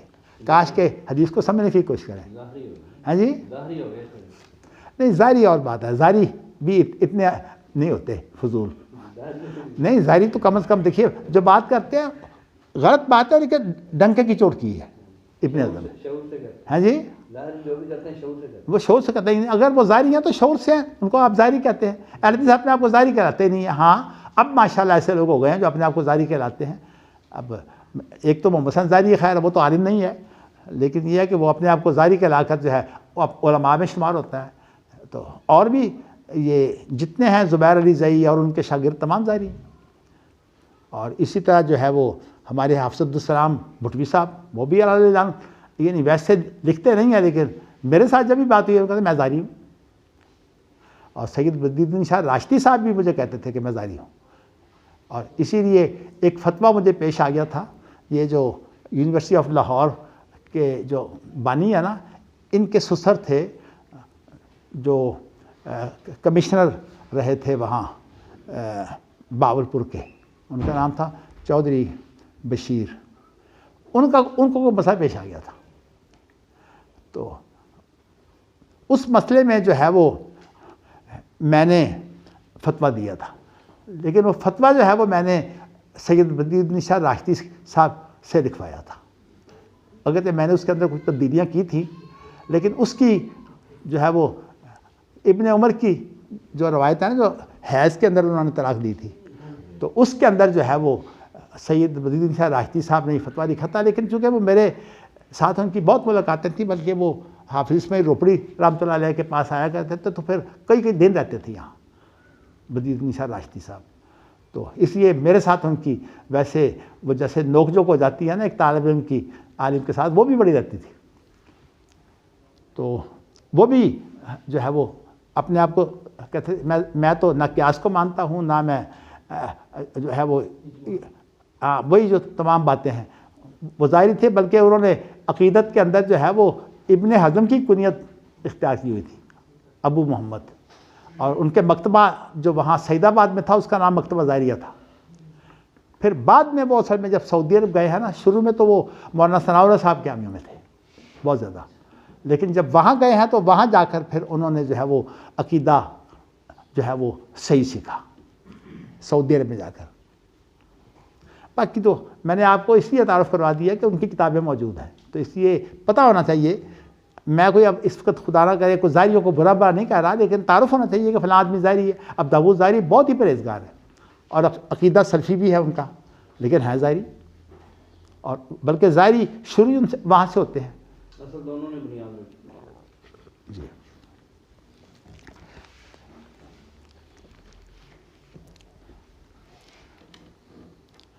بلکہ صورتحال جو ہے وہ اب مزید پریشان کن یہ بن رہی ہے کہ یہ جو نقوی صاحب کا مدرسہ ہے نا سرگودا میں، سبطین نقوی جو ہے، تو اس کے جو بڑے بڑے استاد ہیں نا وہ ظاہری ہیں. غلام مصطفیٰ ظہیر، اور ان کے ساتھ دوسرے ہیں جو اپنے آپ کو نور پوری کہلاتے ہیں، ابو یحییٰ اعجاز نور پوری، ان کا نام اعجاز ہے ویسے. گزشتہ دنوں ابھی جب اتنی سختی نہیں ہوئی تھی تو المحلہ کے ترجمے کو ترجیح دی گئی تھی دارالعلوم ریسرچ سینٹر میں. ترجمے کو وہ کیا نا کتابوں کا ترجمہ کریں تو المحلہ کو ترجیح پہ رکھا گیا کیونکہ کچھ جلدوں کا کیا بھی تھا. نہیں، محلہ کا ترجمہ بہت پرانے، محلہ کا ترجمہ تو وہ ہے جا ہیں جی. اچھا،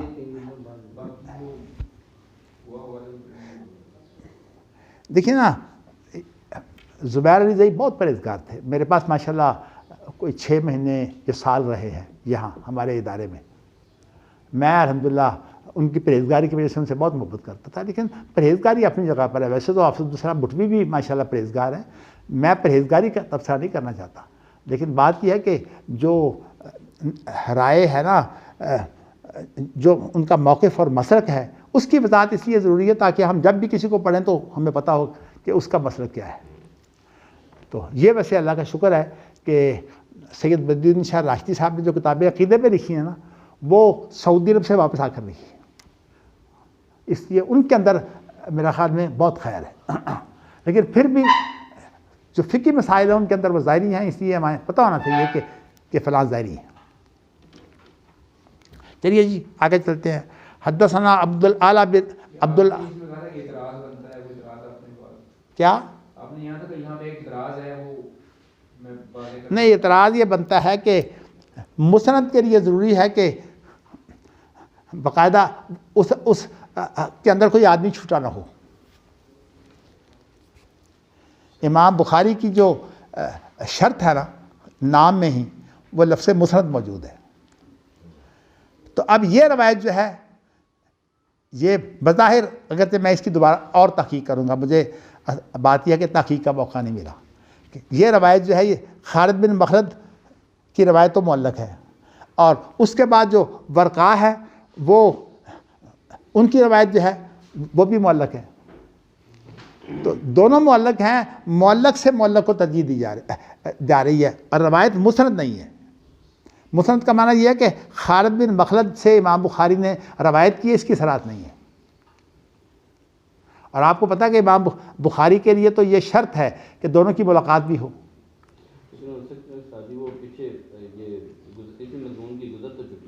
ہاں جی، اسی مضمون کی گزر تو چکی ہیں مفہوم کی، ہاں پہلے تو گزر چکی ہیں کیا روایات، وہ ساری تائید ہوتی ہے، اور کوئی ایک روایت بھی ایسی نہیں ہے جو مسند نہ ہو، جو میں نے آپ کو پڑھائی ہیں.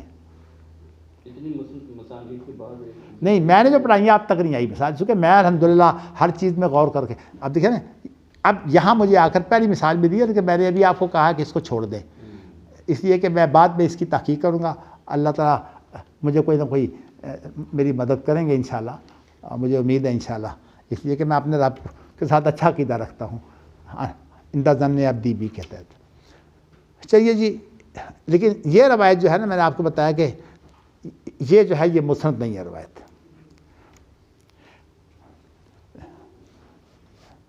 حدثنا، یعنی یہ بھی اعتراض ہے، کل آپ نے مجھ سے پوچھنا ہے تاکہ یہ بات جو ہے میں آپ کو بتا سکوں. حدثنا عبداللہ بن حماد حدثنا یزید بن زرعین حدثنا سعید عن قتادہ عن ابی العالیۃ عن ابن عباس ان نبی اللہ صلی اللہ علیہ وسلم کان یدعو بہن عند الکرب لا الہ الا اللہ العظیم الحلیم لا الہ الا اللہ رب العرش العظیم لا الہ الا اللہ رب السماوات و رب العرش الکریم. کل یہ روایت آئی تھی، خوب وہی ہے، خوب نہیں، تھوڑا سا فرق ہے. اس میں جو شروع کا لفظ تھا نا لا الہ الا اللہ العلیم الحلیم ہے، اور یہاں عظیم الحلیم ہے.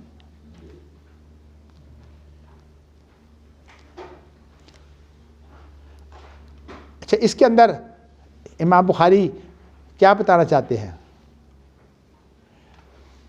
یہ جو ہے نا، اس روایت میں یدو کے الفاظ بھی نہیں ہیں. دیکھ لیجئے، آپ تو ماشاءاللہ ہمیشہ جو ہے وہ اونگ میں چل جاتے ہیں، دیکھا بھی تو کریں نا جی. اس میں یقول ہے. ہاں یقول، اور یہاں یدو ہے. تو دعا کے اندر صعود ہوتا ہے، عروج ہوتا ہے. دعا کے اندر عروج ہوتا ہے. تو دعا تو چڑھتی ہے نا اللہ کی طرف.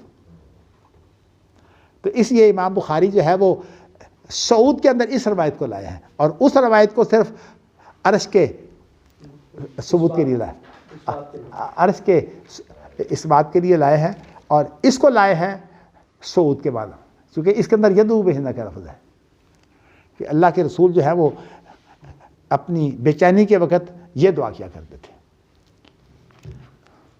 چلیے جی، اس کے بعد حدثنا قبیصۃ حدثنا سفیان عن ابیہ عن ابن ابی نعم او ابی نعم. اچھا جی، دیکھیے اللہ تعالیٰ جو ہے وہ امام بخاری کو جہاں شک ہو جاتا ہے وہ روایت جو ہے وہ ہمارے لیے مشکل پیدا کر دیتی ہے نا. کہتے ہیں کہ جہاں جو ہے وہ یا تو ابو نعم سے روایت ہے یا اس کے بیٹے سے روایت ہے. یہ مجھے کل پرسوں مطالعہ کرتے ہوئے وہ جو مسئلہ تھا نا قرات کا، اس کے اندر یہ الجھن پیدا ہوئی تھی کہ اس کے بیٹی میں سعید بن عاص تھے یا ابان بن سعید بن عاص تھے. جی روایات کے اندر بعض روایتوں میں سعید بن عاص کا نام ہے اور بعض روایتوں میں ابان بن سعید بن. اچھا اب یہ ہے کہ وہ بہت بڑے عربی زبان کے ماہر تھے، تو یہ روایتوں میں یہ الجھنیں پیدا ہوتی ہیں. لیکن سوال یہ ہے کہ وہ تو خیر الجھنیں حل ہو جائیں گی. امام بخاری کے ہاں جو یہ شک ہے نا، جو یہ بڑی اہمیت رکھتا ہے، لیکن امام بخاری میرے خیال میں اس کو آگے حل کریں گے انشاءاللہ. اچھا جی، شک کا قبیصۃ ہو، امام بخاری کہتے ہیں کہ یہ اصل میں قبیصہ کا شک ہے. تو یہاں سفیان بن عیینہ مراد ہیں.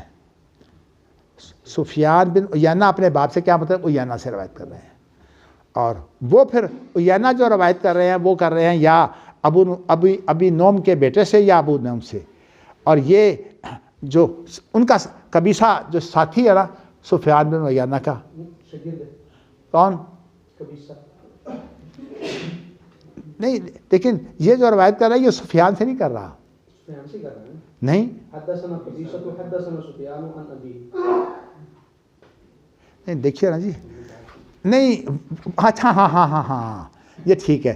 یہ امام بخاری کا استاد ہے. ہاں، یہ جو امام بخاری کا استاد ہے اس نے شک کیا ہے. ان ابی سعید قال بعث الی النبی صلی اللہ علیہ وسلم بزہیبۃ فقسمها بین اربعۃ، کہ اللہ کے رسول کو جو ہے وہ ایک چھوٹا سا ٹکڑا، زہیبہ جو ہے یہ ذہب کی تصغیر ہے، ایک چھوٹا سا ٹکڑا جو ہے یہ آپ کو بھیجا گیا تو آپ نے 4 شخصوں کے درمیان میں تقسیم کیا. ہاں جی، ہاں ڈلی. اچھا اب اس کے بعد جو ہے وہ اب یہ اختصار ہے اس حدیث کے بعد. ایک امام بخاری لمبی حدیث لائے ہیں، وہ اس کے اندر کئی اضافے ہیں اس لمبی حدیث کے اندر، وہ پڑھیں گے تو آپ انشاءاللہ سامنے آ جائے گی. وحدثني اسحاق بن نصر حدثنا عبد الرزاق اخبرنا سفیان عن ابیہ عن ابن ابی نعم عن ابی سعید الخدری. اب دیکھیے نا یہاں امام بخاری جو ہے جو اب کلیئر ہو گئے ہیں. قبیصہ کو وہ پہلے اس لیے لائے ہیں کہ نہیں دیکھیے اس حدیث کے اندر جو تھا نا وہ اختصار تھا اور اس حدیث کے اندر کچھ اضافے ہیں. تو وہاں آپ دیکھیے نا قبیصہ کے بعد سفیان کا باپ، پھر اس کے بعد ابو نعم 4 اور اس کے بعد 5واں ابو سعید ہے نا. اس طرح یہاں دیکھیے کتنے ہیں، اسحاق بن نصر 1 ہیں جی، اچھا، اور یہ عبد الرزاق 2، سفیان 3، سفیان کا باپ 4 اور اس کے بعد ابن نعم 5 اور یہ 6. وہ علی ہے اس لیے پہلے لے ہے. دیکھیے اللہ کا بڑا شکر ہے جس انداز سے ہم پڑھ رہے ہیں نا یہ ساری باتیں آ رہی ہیں. میرے خیال میں ہمارے شیخ الحدیث جو ہے وہ اس طرح کون بخاری پڑھتا ہے جیسے ہم پڑھ رہے ہیں. میرے خیال میں ہمارے ہاں کوئی رواج نہیں ہے اس طرح کا. چلیے جی آگے پڑھیے. وہ یہ ہے کہ باسا علی جن وہ پھر یمن الی النبی، وہاں یہ ذکر نہیں تھا کہ یہ ٹکڑا کہاں سے آیا تھا جس کو آپ ڈلی کہہ رہے ہیں. حضرت علی رضی اللہ تعالیٰ عنہ نے یمن سے بھیجا تھا یہ بیت المال کے لیے. اچھا جی. بے ذہیبۃ فی تربتہا، اور یہ ٹکڑا تھا اس کے اندر مٹی بھی ملی ہوئی تھی. یہ سونا جب نکلتا ہے تو یہ بالکل شفاف نہیں ہوتا، مٹی کو الگ کرتے ہیں پھر بعد میں، جو اس کو بولتے ہیں نا فتنہ کا لغوی ترجمہ یہ ہوتا ہے کہ جب اس کو پگھلایا جاتا ہے نا تو مٹی الگ ہو جاتی ہے، کھوٹ الگ ہو جاتا ہے، اور وہ سونا جو ہے وہ الگ رہ جاتا ہے. وَأَمَّا الزَّبَدُ فَيَذْهَبُ جُفَاءً وَأَمَّا مَا يَنفَعُ النَّاسَ فَيَمْكُثُ فِي الْأَرْضِ. تو اس طرح جو ہے. اچھا. فَقَسَمَهَا بَيْنَ الْأَقْرَاءِ، اب 4 آدمیوں کے درمیان میں نہیں بلکہ یہاں 6-7 آدمی ہیں جن کے درمیان میں تقسیم کی ہے. تو آپ نے جن لوگوں کے درمیان تقسیم کیا اب گنتے جائیے. اقرا بن حابس حنظری، ثم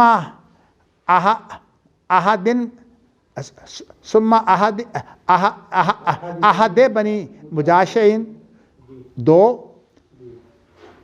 بینا عیینۃ بن بدر الفزاری 3، و بینا علقمہ بن ولاثہ العامری 4، ثم احد بنی کلاب، یعنی بنی کلاب کا ایک آدمی. یہ ابہام تو ہے لیکن آدمی جو ہے وہ انہوں نے قبیلہ گن دیا اس لیے وہ آدمی الگ ہیں. و بینا زید الخیل، یہ کتنا ہے جی؟ 6 ہو گئے. اچھا. تائی. ثم احد بنی نبہان 7 ہو گئے. 7 آدمی ہیں اس روایت میں، اس میں 4 تھے. کیوں 4 اس میں کیوں تھے؟ انہوں نے جو آدمی مبہم تھے نا ان کا نام نہیں لیا. یہاں مبہم کتنے ہیں جن کا نام نہیں لیا؟ 3 ہے نا. ہاں ہاں جی ٹھیک ہو گئی نا. اللہ اکبر. اچھا جی. اس کے بعد یہ ہے کہ فتغیظت قریش والانصار. اب یہ سارے آدمی جو ہیں یہ دور دراز سے آنے والے لوگ ہیں، اور یہ وہ لوگ تھے جو اکثر صحرائی لوگ ہیں اور مزاج بھی ان کے کھروے تھے. تو نبی اکرم صلی اللہ علیہ وسلم نے جو یمن سے جو آیا وہ سونا انہیں دے دیا. اب قریش نے کہا کہ جی ہم یہاں بیٹھے ہوئے تھے. اب بات بالکل ایسے ہی ہے کہ آپ ماشاءاللہ سارے بیٹھے ہوئے ہیں اور ایک کھانا یہاں سے آتا ہے آپ کے لیے، اور میں جو ہے وہ آپ کو چھوڑ کر کسی اور کو دے دیتا ہوں. آپ سارے ناراض ہوں گے کہ جی ہم بھی تو بھوکے تھے. ماشاءاللہ شکر ہے. ویسے میرے پاس کھانا اس طرح آتا نہیں ہے. چلیے جی ماشاءاللہ. اچھا جی. اب قریش اور انصار دونوں ناراض ہو گئے تو انہوں نے کیا کہا ہے کہ یوتیہ سنادید اہل نجد، جو نجد سے آنے والے لوگ ہیں یعنی صحرائی لوگ جو ہیں ان کے سرداروں کو، سنادید سرداروں کو کہتے ہیں، ان کے سرداروں کو تو دیتے ہیں اور ہمیں چھوڑ دیتے ہیں. وَيَدَوْنَا قَالَ إِنَّمَا أَتْأَلَّفُهُمْ. تو آپ نے وضاحت کی کہ میں تو اصل میں تعریف قلبی کے لیے دیتا ہوں. وہی جو ہے نا وَالْمُؤَلَّفَةِ قُلُوبُهُمْ، کہ یہ مؤلفت قلوب میں شامل ہے. مطلب وہ لوگ بھی عام لوگ نہیں تھے، سنادید تھے. ہاں وہ لوگ تھے. دیکھیں نا ایک تو وہ عربی تھے، نجد کے لوگ تھے نا، اور نجد سارا صحرا تھا. یہ ریاض وغیرہ آپ نہ دیکھیے، یہ سارے صحرائی علاقے ہیں جی. فَأَقْبَلَ رَجُلٌ غَائِرُ الْعَيْنَيْنِ. لو جی اب ایک آدمی ایسا آیا ہے، نام نہیں اس کا لیا، غائر العینین، اس کی آنکھیں جو ہیں وہ کچھ گہری تھیں جی. ناتع الجبین، اس کا ماتھا جو ابھرا ہوا تھا. کس اللحیہ، داڑھی اس کی بھاری تھی. اچھا. مشرف عام طور پر نجد میں داڑھی بھاری نہیں ہوتی لیکن بعض لوگوں کی ہوتی ہے. ہمارے محمد صالح عثیمین کی داڑھی بھاری تھی، شیخ ابن باز کی تو بس چند بھاری تھے. اچھا جی. مشرف البجنتین، بجنا کہتے ہیں اس کو، نہیں یہ رخسار، وہ خد وہی تو عربی کا لفظ ہے نا. جی وجنتین جو ہے وہ اس گوشت کو کہتے ہیں، یہ گوشت ہوتا ہے نا، یہ جگہ ہے، خد وہ جگہ ہے، اور وجنتین جو ہے وہ ابار ہے۔ اچھا محلوق الراس، سر بھی منڈا ہوا، یہ بعد میں خوارج نے اس کو بطور سنت کے اختیار کیا تھا۔ آج بھی کچھ لوگ ہیں جی، آج بھی کچھ اس کو آپ کو پتہ نہیں، ایک آدمی جو خارجی ہے ویسے انداز میں بھی، میرے پاس 3 مہینے میں نے اس کو رکھا ہے، رشتہ داری بھی ہے اس کے ساتھ کچھ۔ ہاں جی، وہ سر پر ٹوپی بھی نہیں لیتا تھا اور سر منڈا کے رکھتا تھا۔ تو میں نے جو ہے وہ اسے ایک دن ٹوپی دی، میں نے کہا ٹوپی ذرا پہن دو، کوئی آدمی آ رہا ہے، کہتا سنت نہیں ہے یہ۔ وہ آپ کو پتہ ہے یہاں بھی کچھ دن آپ کے ساتھ ایک اور آدمی، یہ ایک اور آدمی تھا، یہ بھی اسی طرح کا تھا۔ یہ عام طور پر ہوتا ہے ظاہر ہی ہے، لیکن مفتی اعظم بنے ہوتے ہیں۔ اللہ اکبر۔ چلیے جی، اچھا جی، تو اب اس نے کیا کام کیا؟ اس نے اصل میں گستاخانہ بے ادبی کا رویہ جو ہے وہ اختیار کیا ہے۔ کہتا ہے یا محمد اتق اللہ، اے محمد اللہ سے ڈریے۔ فقال النبی، تو اللہ کے رسول نے فرمایا فمن یطیع اللہ اذا عصیتہ، اگر میں جو ہے وہ اللہ کا نافرمان ہوں تو کون اللہ کی اطاعت کرتا ہے؟ مطلب ہے کہ مجھ سے بڑھ کر کو اللہ کی اطاعت کرنے والا نہیں ہے۔ فَيَأْمَنُنِي عَلَىٰ أَهْلِ الْأَرْضِ، اب ماشاءاللہ آپ یہاں قاری موجود ہیں، اس کو اگر ادغام کریں گے تو وہ قرآن مجید میں کیا لا تأمنا،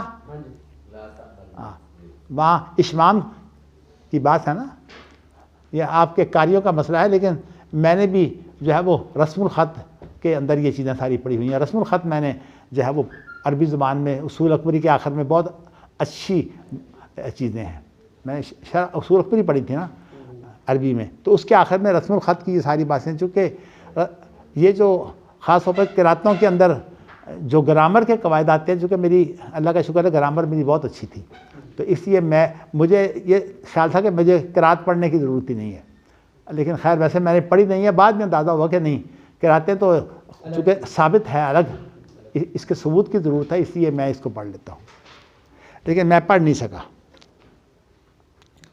چلیے جی، فَيَأْمَنُنِي عَلَىٰ أَهْلِ الْأَرْضِ وَلَا تَأْمَنُونِي وَلَا تَأْمَنُونِّي،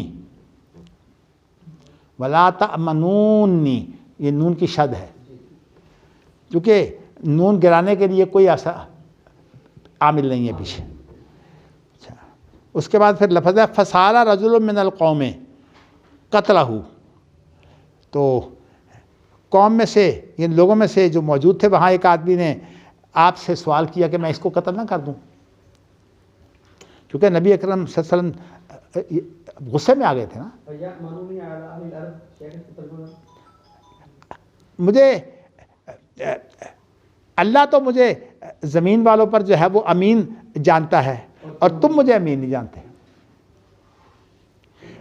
یہاں ساری وہ ہے اللہ کے ساتھ تعلق کی بات، خبر آسمان سے آتی ہے نا، تو یہ ہے خبر آسمان سے آتی ہے، اور پھر اس کے بعد جو ہے وہ جو عمل صالح ہے وہ اوپر چڑھتا بھی ہے، اور ایمان کے اندر جو ہے وہ دونوں چیزیں شامل ہیں، عقیدہ بھی اور عمل بھی، اس لیے یہ چیز جو ہے یہ دلالت کی قسم سے ہے، الفاظ 3 موجود نہیں ہے صعود اور عروج کے۔ یہ مطلب ہو سکتا ہے نا فَيَأْمَنُونِي عَلَىٰ أَهْلِ الْأَرْضِ، جی، اس کا مطلب ہے کہ اللہ اہل ارض سے الگ ہے، الگ جگہ پر ہے، زمین پر نہیں ہے۔ نہیں وہ تو ہے، لیکن یہاں جیت علوف کی بات تو نہیں ہے نا۔ نہیں تو آ تو گئی نا جی، نہیں یہ مفہوم آیا ہے، لفظ نہیں ہے۔ لفظ تو نہیں ہے، میں یہ اسی لیے اس کو دلالت کر رہا ہوں نا، دلالت ہوتا ہی مفہوم ہے۔ جی جی میں آپ کو بتا چکا ہوں کہ امام بخاری کا جو طریقہ کار ہے وہ دلالت اور استدلال کا ہے، جی جی، جس کو امام شافعی قیاس کے لفظ سے تعبیر کرتے ہیں، لیکن مراد دونوں کی ایک ہی ہے۔ چلیے جی، اب اراہ خالد بن الولید، اب جو راوی ہے وہ کہتا ہے کہ میرا گمان یہ ہے کہ وہ خالد بن ولید تھے، لیکن بعض روایتوں میں عمر بن خطاب کا بھی ذکر ہے، جی ہاں، اس لیے کہ یہاں گمان ہے نا، تو اس لیے وہ بھی ہو سکتے ہیں، لیکن آپ کو یہ بتاؤں کہ ویسے عمر بن خطاب کا مسئلہ جو کہ اکثر موقعوں پر حضرت عمر ہی ایسے ہوتے تھے جو اجازت مانگتے تھے. ہاں کوئی ہو سکتا ہے. اچھا فمنعہ النبی، تو اللہ کے رسول نے انہیں روک دیا، اس لیے کہ نبی اکرم صلی اللہ علیہ وسلم جو لا الہ الا اللہ پڑھنے والا ہے اس کو قتل نہیں کرتے تھے. فلما ولا، جب اس نے پیٹھ پھیری تو اللہ کے رسول نے فرمایا انا من زیزِ ھذا قوما یقرؤون القرآن. دیکھیے اب ترجمہ کرنے میں بڑے لوگوں کی کوتاہی ہے. زیزے کا ترجمہ ہوتا ہے کہ اس کی نسل سے، حالانکہ زیزے کا معنی یہاں نسل نہیں ہے، یہ اصل میں اس سے ہے یضاہئون قول الذین کفروا من قبل، اور اس کا معنی مشابہت کے ہوتے ہیں، یعنی ان جیسے لوگوں میں. مسئلہ بڑا اہم ہو گیا، بڑا اہم ہے. میں اعتراض سوچے بیٹھا نہیں اعتراض نہ کیجیے، ابھی پہلے سمجھ لینے دیں، سمجھنے کے بعد پھر بات آتی ہے. یہی سوچے بیٹھا تھا.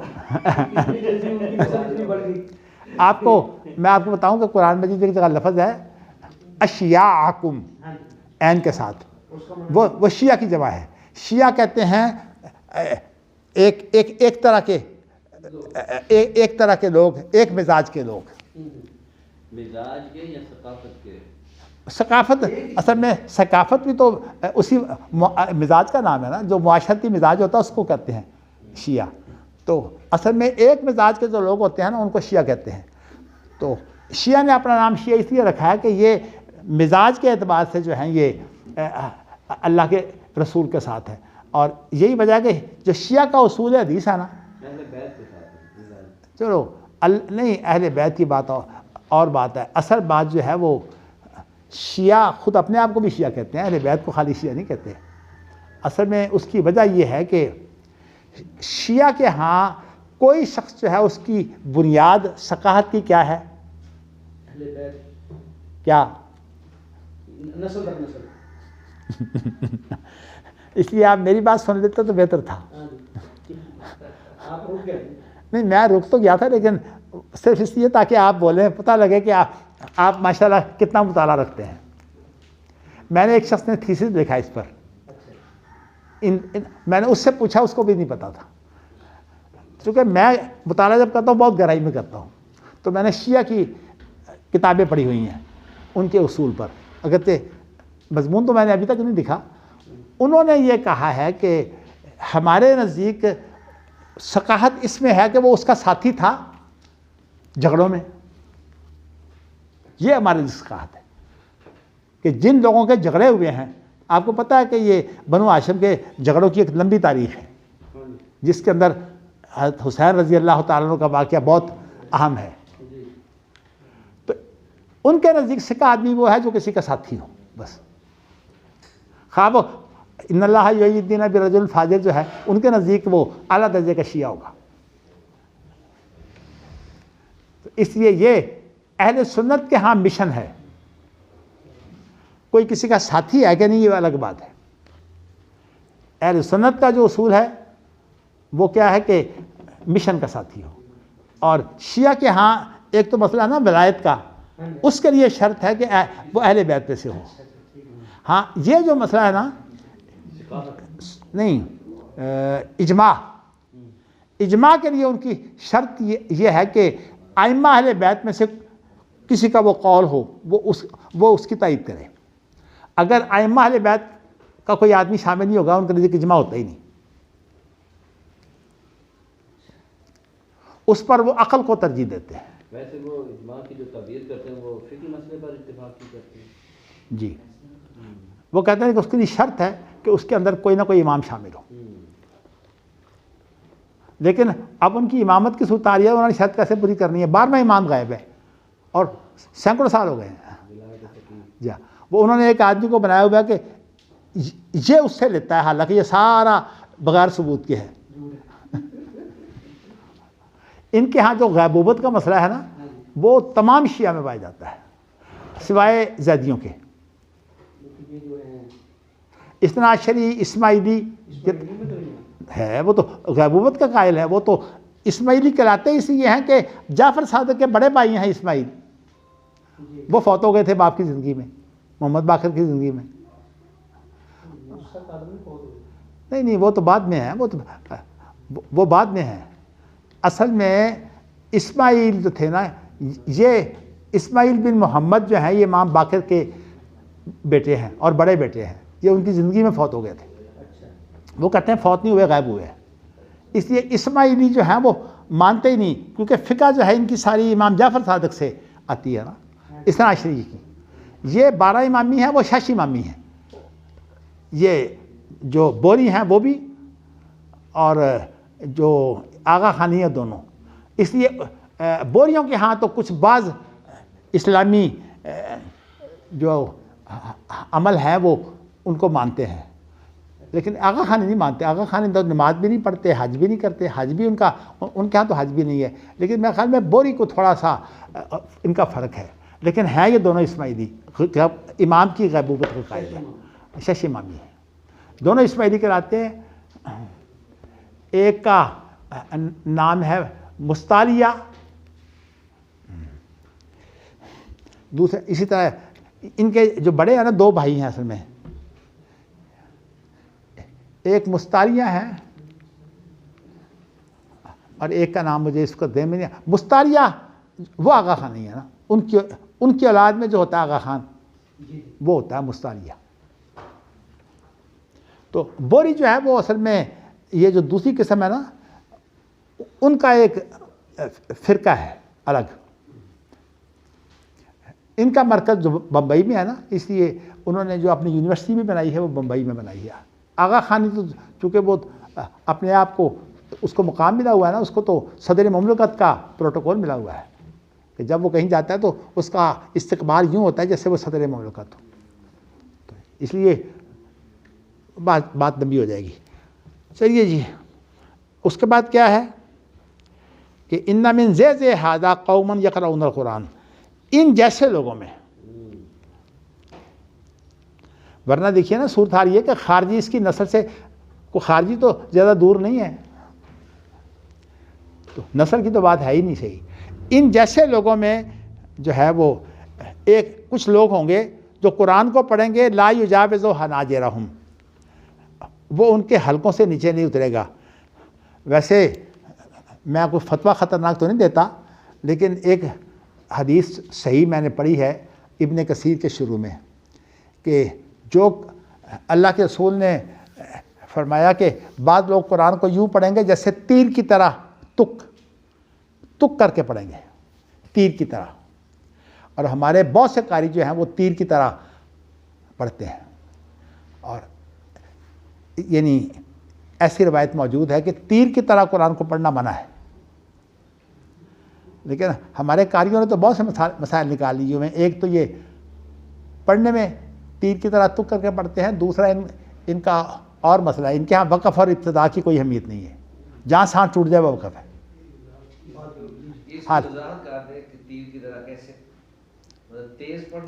میں آپ کو یہ بتاؤں کہ میں اگر آپ کو پڑھ کے سناؤں نا قرات، چونکہ مجھے مشق نہیں ہے، چونکہ آپ کے ہاں قاری وہ ہوتا ہے جس کو مشق کے بعد پھر ایک وقت آتا ہے تکلف جاتا رہتا ہے، جیسے قاری ابراہیم صاحب وغیرہ ہیں. حمزہ کی صورتحال بھی یہی ہے.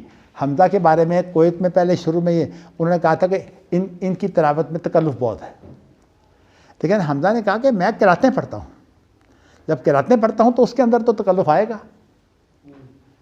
تو بلکہ مجھے کچھ نوجوانوں نے مجھے پوچھا کہ حمزہ صاحب جو ہیں وہ تو ان کے تلاوت میں تو ریا ہے، اس لیے ہم ان کے پیچھے نماز نہیں پڑھنا چاہتے. میں نے کہا ریا نہیں ہے، وہ قراتیں پڑھتے ہیں. قراتوں کے اندر جب تک آپ یہ فرق نہیں کریں گے قراتیں واضح نہیں ہوتی. تو خیر فتنہ اٹھا تھا لیکن اللہ تعالیٰ نے وہ دبا دیا.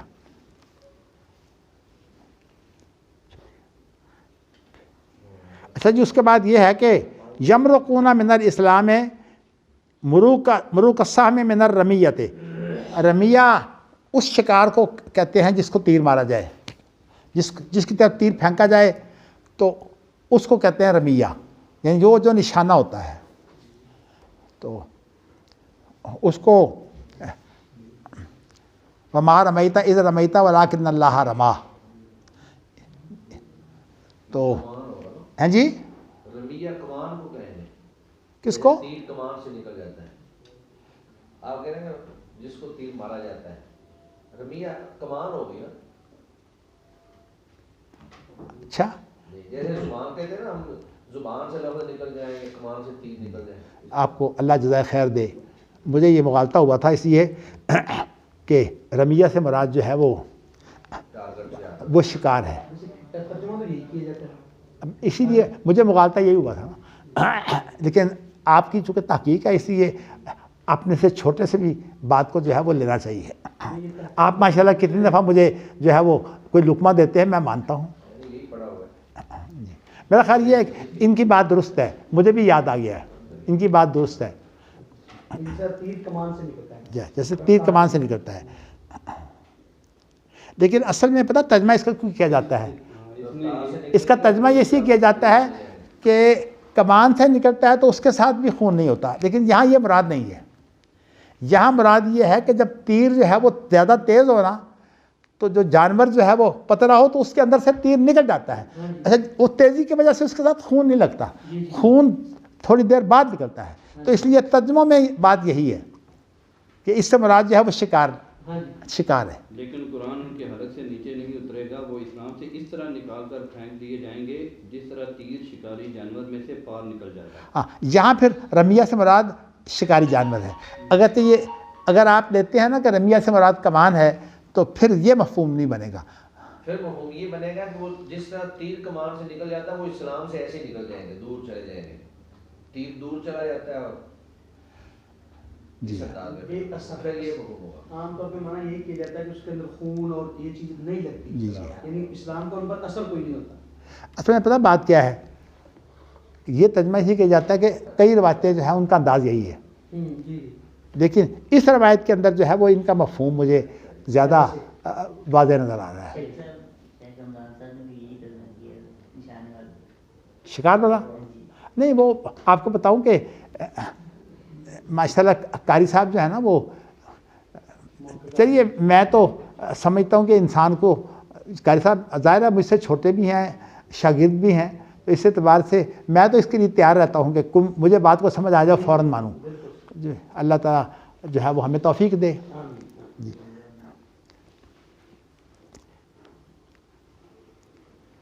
چلیے جی یقتلون اہل الاسلام.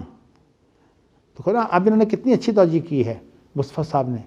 انہوں نے کہا ہے کہ وہ کمان سے تو نکل جاتا ہے نا تو اس کا معنی یہ ہے کہ اس طرح تیر کمان سے نکل گیا تو پھر اس کے بعد تو واپس نہیں آتا نا کہ یہ لوگ بھی اسلام سے نکل جائیں گے. لیکن وہ جو عام ترجمہ کیا جاتا ہے وہ یہ کیا جاتا ہے کہ شکار میں سے نکل جاتا ہے اس کے ساتھ خون کوئی نہیں لگتا. میرے خیال میں وہ اس کا حاصل مفہوم تو بنے گا لیکن یہ جو ہے نا لفظی ترجمہ وہی صحیح ہے جو مصطفیٰ صاحب نے بتایا. میرا رجحان جو ہے وہ ادھر ہے. یقتلون اہل الاسلام ایک تو مسلمانوں کو قتل کریں گے ویدعون اہل الاوثان اور یہ جو بتوں والے ہیں نا ان کو چھوڑ دیں گے. لئن ادرکتہم لاقتلہم اگر میں ان کو پاؤں تو میں ان سب کو قتل کروں جس طرح کہ عاد کو قتل کیا گیا تھا. تو اب یہ آپ نے جو ہے وہ اس لیے کہ آپ تو اللہ تعالیٰ کی طرف سے وحی کی صورت میں آپ جو ہے وہ کام کرتے ہیں.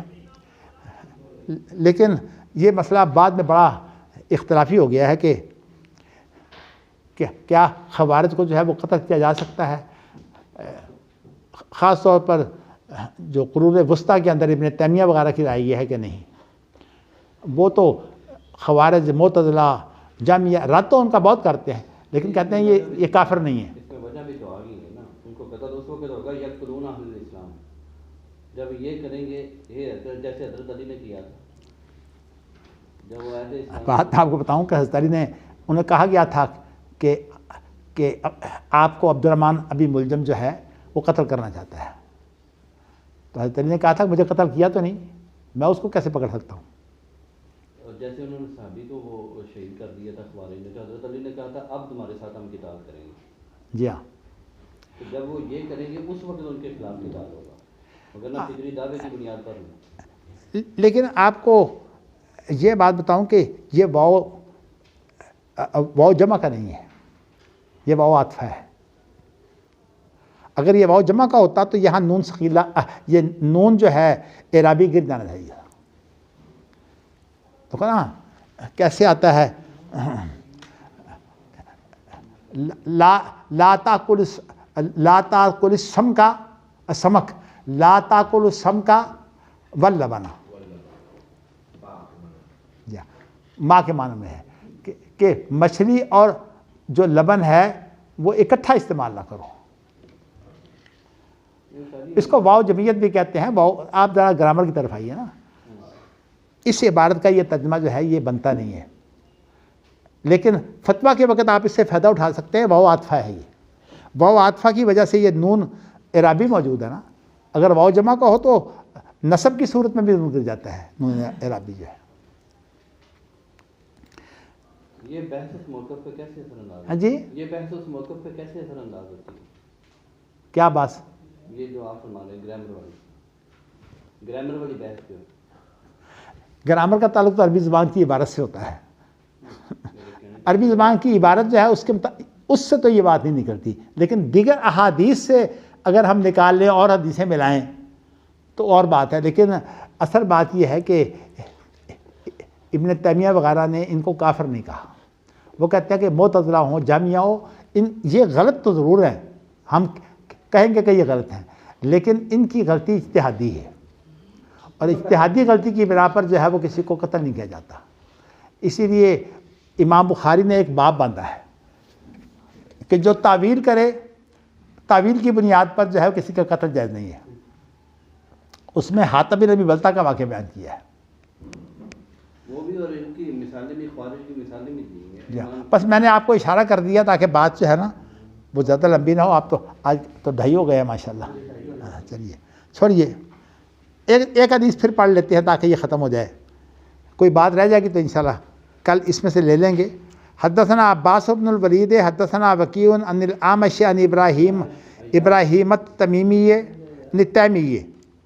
عن ابیہ عن ابی ذر قال سألت النبي صلی اللہ علیہ وسلم عن قوله والشمس تجری لمستقر لها قال مستقرها تحت العرش. دیکھیے نا جی, اللہ اکبر.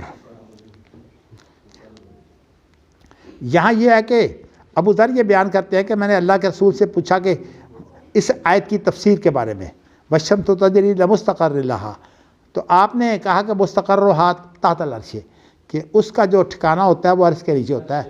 اچھا یہاں یہ بھی سب دلالتیں ہیں, یہاں صراحت نہیں ہے, اس لیے کہ مستقر اس کا عرش کا علو ہوتا ہے تو عرش کے نیچے جاتا ہے نا. تو اس سے جو ہے وہ یعنی مانن یہ چیز ثابت ہوتی ہے. میں نے اس لیے کہا تھا کہ دلالت جو ہے وہ مانوی قسم کی چیز ہے, دلالت اور حسی دلالت. اور یہ جو ہے نا اس کا جو ظاہر ہوتا ہے ظاہر الفاظ کی بات ہوتی ہے. تو عام طور پر جو ہے وہ ظاہر کو اہمیت دی جاتی ہے, لیکن امام بخاری چونکہ مجتہد ہیں اور اجتہاد کو بھی بڑی اہمیت دیتے ہیں, اس لیے امام بخاری جو ہے وہ دونوں چیزوں کو استعمال کرتے ہیں, مانوی استنباط کو بھی استعمال کرتے ہیں, اور اس کے علاوہ جو ہے وہ امام بخاری الفاظ کو بھی استعمال کرتے ہیں. اور اسی وجہ سے جو ہے وہ عام طور پر زاری امام بخاری کو بھی جو ہے وہ زاری بنانے کی کوشش کرتے ہیں, لیکن ان کی الجھن اصل میں یہ ہے کہ داؤد زاری اسی دور میں تھے. امام بخاری کا دور ہے, داؤد زاری کا ایک ہی دور ہے. داؤد زاری کی پیدائش جو ہے وہ 202 کی ہے اور ان کی وفات 270 کی ہے, اور امام بخاری کی وفات 256 کی ہے, یعنی 14 سال پہلے. تو دونوں کا دور ایک ہے, اس لیے امام بخاری نے رد کیا ہے الحجت علی من, وہ باب آیا تھا نا پیچھے السام بالکتاب و سنہ میں, الحجت علی من قال جی, یعنی احکام الاسلام یا احکام النبی ان احکام النبی ظاہرتاً, یہ باب آیا تھا, اس کے اندر داؤد زاری کا رد کیا امام بخاری نے. تو بلکہ میں نے اپنے تھیسز میں جو لکھا تھا, میں نے داؤد زاری کا موقف خاص طور پر اس قیاس کے اندر داؤد زاری کا موقف اور امام بخاری کے موقف کا میں نے جو ہے وہ تقابل کیا تھا، اور میں نے داؤد ظاہری کے موقف کے بارے میں جو ہے وہ یہ کہا تھا کہ یہ ان کا موقف ہے. لیکن ایک بات صرف تاریخی طور پر میں آپ کو معلومات کے طور پر دینا چاہتا ہوں، ورنہ میرا یہ مقام نہیں ہے. حافظ گندلوی صاحب نے جو ہے وہ داؤد ظاہری کا موقف جو ہے وہ امام بخاری کا موقف پیش کیا ہے درس بخاری میں. اگرچہ ان کی اپنی تصنیف نہیں ہے، وہ منیر سلفی کی ہے، لیکن اس کے اندر جو موقف آیا نا داؤد ظاہری کا وہ آیا ہے جو انہوں نے کہا یہ امام بخاری کا موقف ہے، حالانکہ وہ داؤد ظاہری کا موقف ہے، امام بخاری اس کے خلاف ہے. انہوں نے تو کہا من قال، کیا انہوں نے تو من قال کا لفظ بولا نا. کس نے؟ امام بخاری نے. نہیں، درس بخاری جو ہے یہ حافظ گندلوی صاحب کا، اس کے اندر تو انہوں نے باقاعدہ اردو میں لکھا ہے، داؤد ظاہری کا نام نہیں لیا. وہ جو داؤد ظاہری کے جو موقف تھا، جو نکات تھے، وہ امام بخاری پر لگائے ہیں. تو اس لیے میں نے پھر اپنے تھیسس میں جو ہے وہ نام لیے بغیر جو ہے وہ لیکن داؤد ظاہری کا تو میں نے نام لیا، لیکن حافظ گندلوی صاحب کا میں نے نام نہیں لیا. میں نے احتیاط یہ کی ہے کہ کتابت میں یہ بات نہ آئے، لیکن ویسے میں نے آپ کو زبانی اس لیے بتا دیا کہ بات تاریخی ہے. تو اس کے اندر جو ہے وہ میں نے رد کیا ہے. بلکہ ایک بڑی عجیب مثال ہے، یہ عبدالحنان صاحب نے میرے ساتھ کیا حرکت کی. وہ میرا جو پہلا رسالہ تھا نا رشد کا، وہ میرے تھیسس سے مضمون نکالا اور اس کے ساتھ شامل کر دیا حسین صاحب کو کہ وہ 2 شخصوں کے نام چھپا ہے، اور اس کا جو خلاصہ نکالا ہے نا وہ داؤد ظاہری کا موقف جو ہے وہ میرا موقف بنا دیا ہے. حالانکہ میں نے تو اپنے تھیسس میں داؤد ظاہری کا رد کیا ہے، امام بخاری کے موقف کی تائید کی ہے. تو وہ قیاس کی جو بات ہے نا، اس کے آخری جو پیرا ہے وہ انہوں نے وہ بنا دیا ہے جو داؤد ظاہری کا موقف ہے. اور میں نے انہیں کہا بھی، میں نے کہا یہ غلط ہو گیا، میرا پورا کا پورا تھیسس جو ہے، یعنی یہ مضمون پورے کا پورا اس میں میرا نام بھی ہے. لیکن انہوں نے ماشاءاللہ مجھے کہہ دیا جی کہ اس کو ہم چیپی لگا دیں گے. چیپی لگائی کوئی نہیں، وہ چیپی آج تک میرے پاس پڑی ہوئی ہے. ابھی لگا دیتے ہیں. نہیں، اب لگانے کا کیا فائدہ، وہ تو کبھی کا تقسیم ہو چکا ہے. ماشاءاللہ.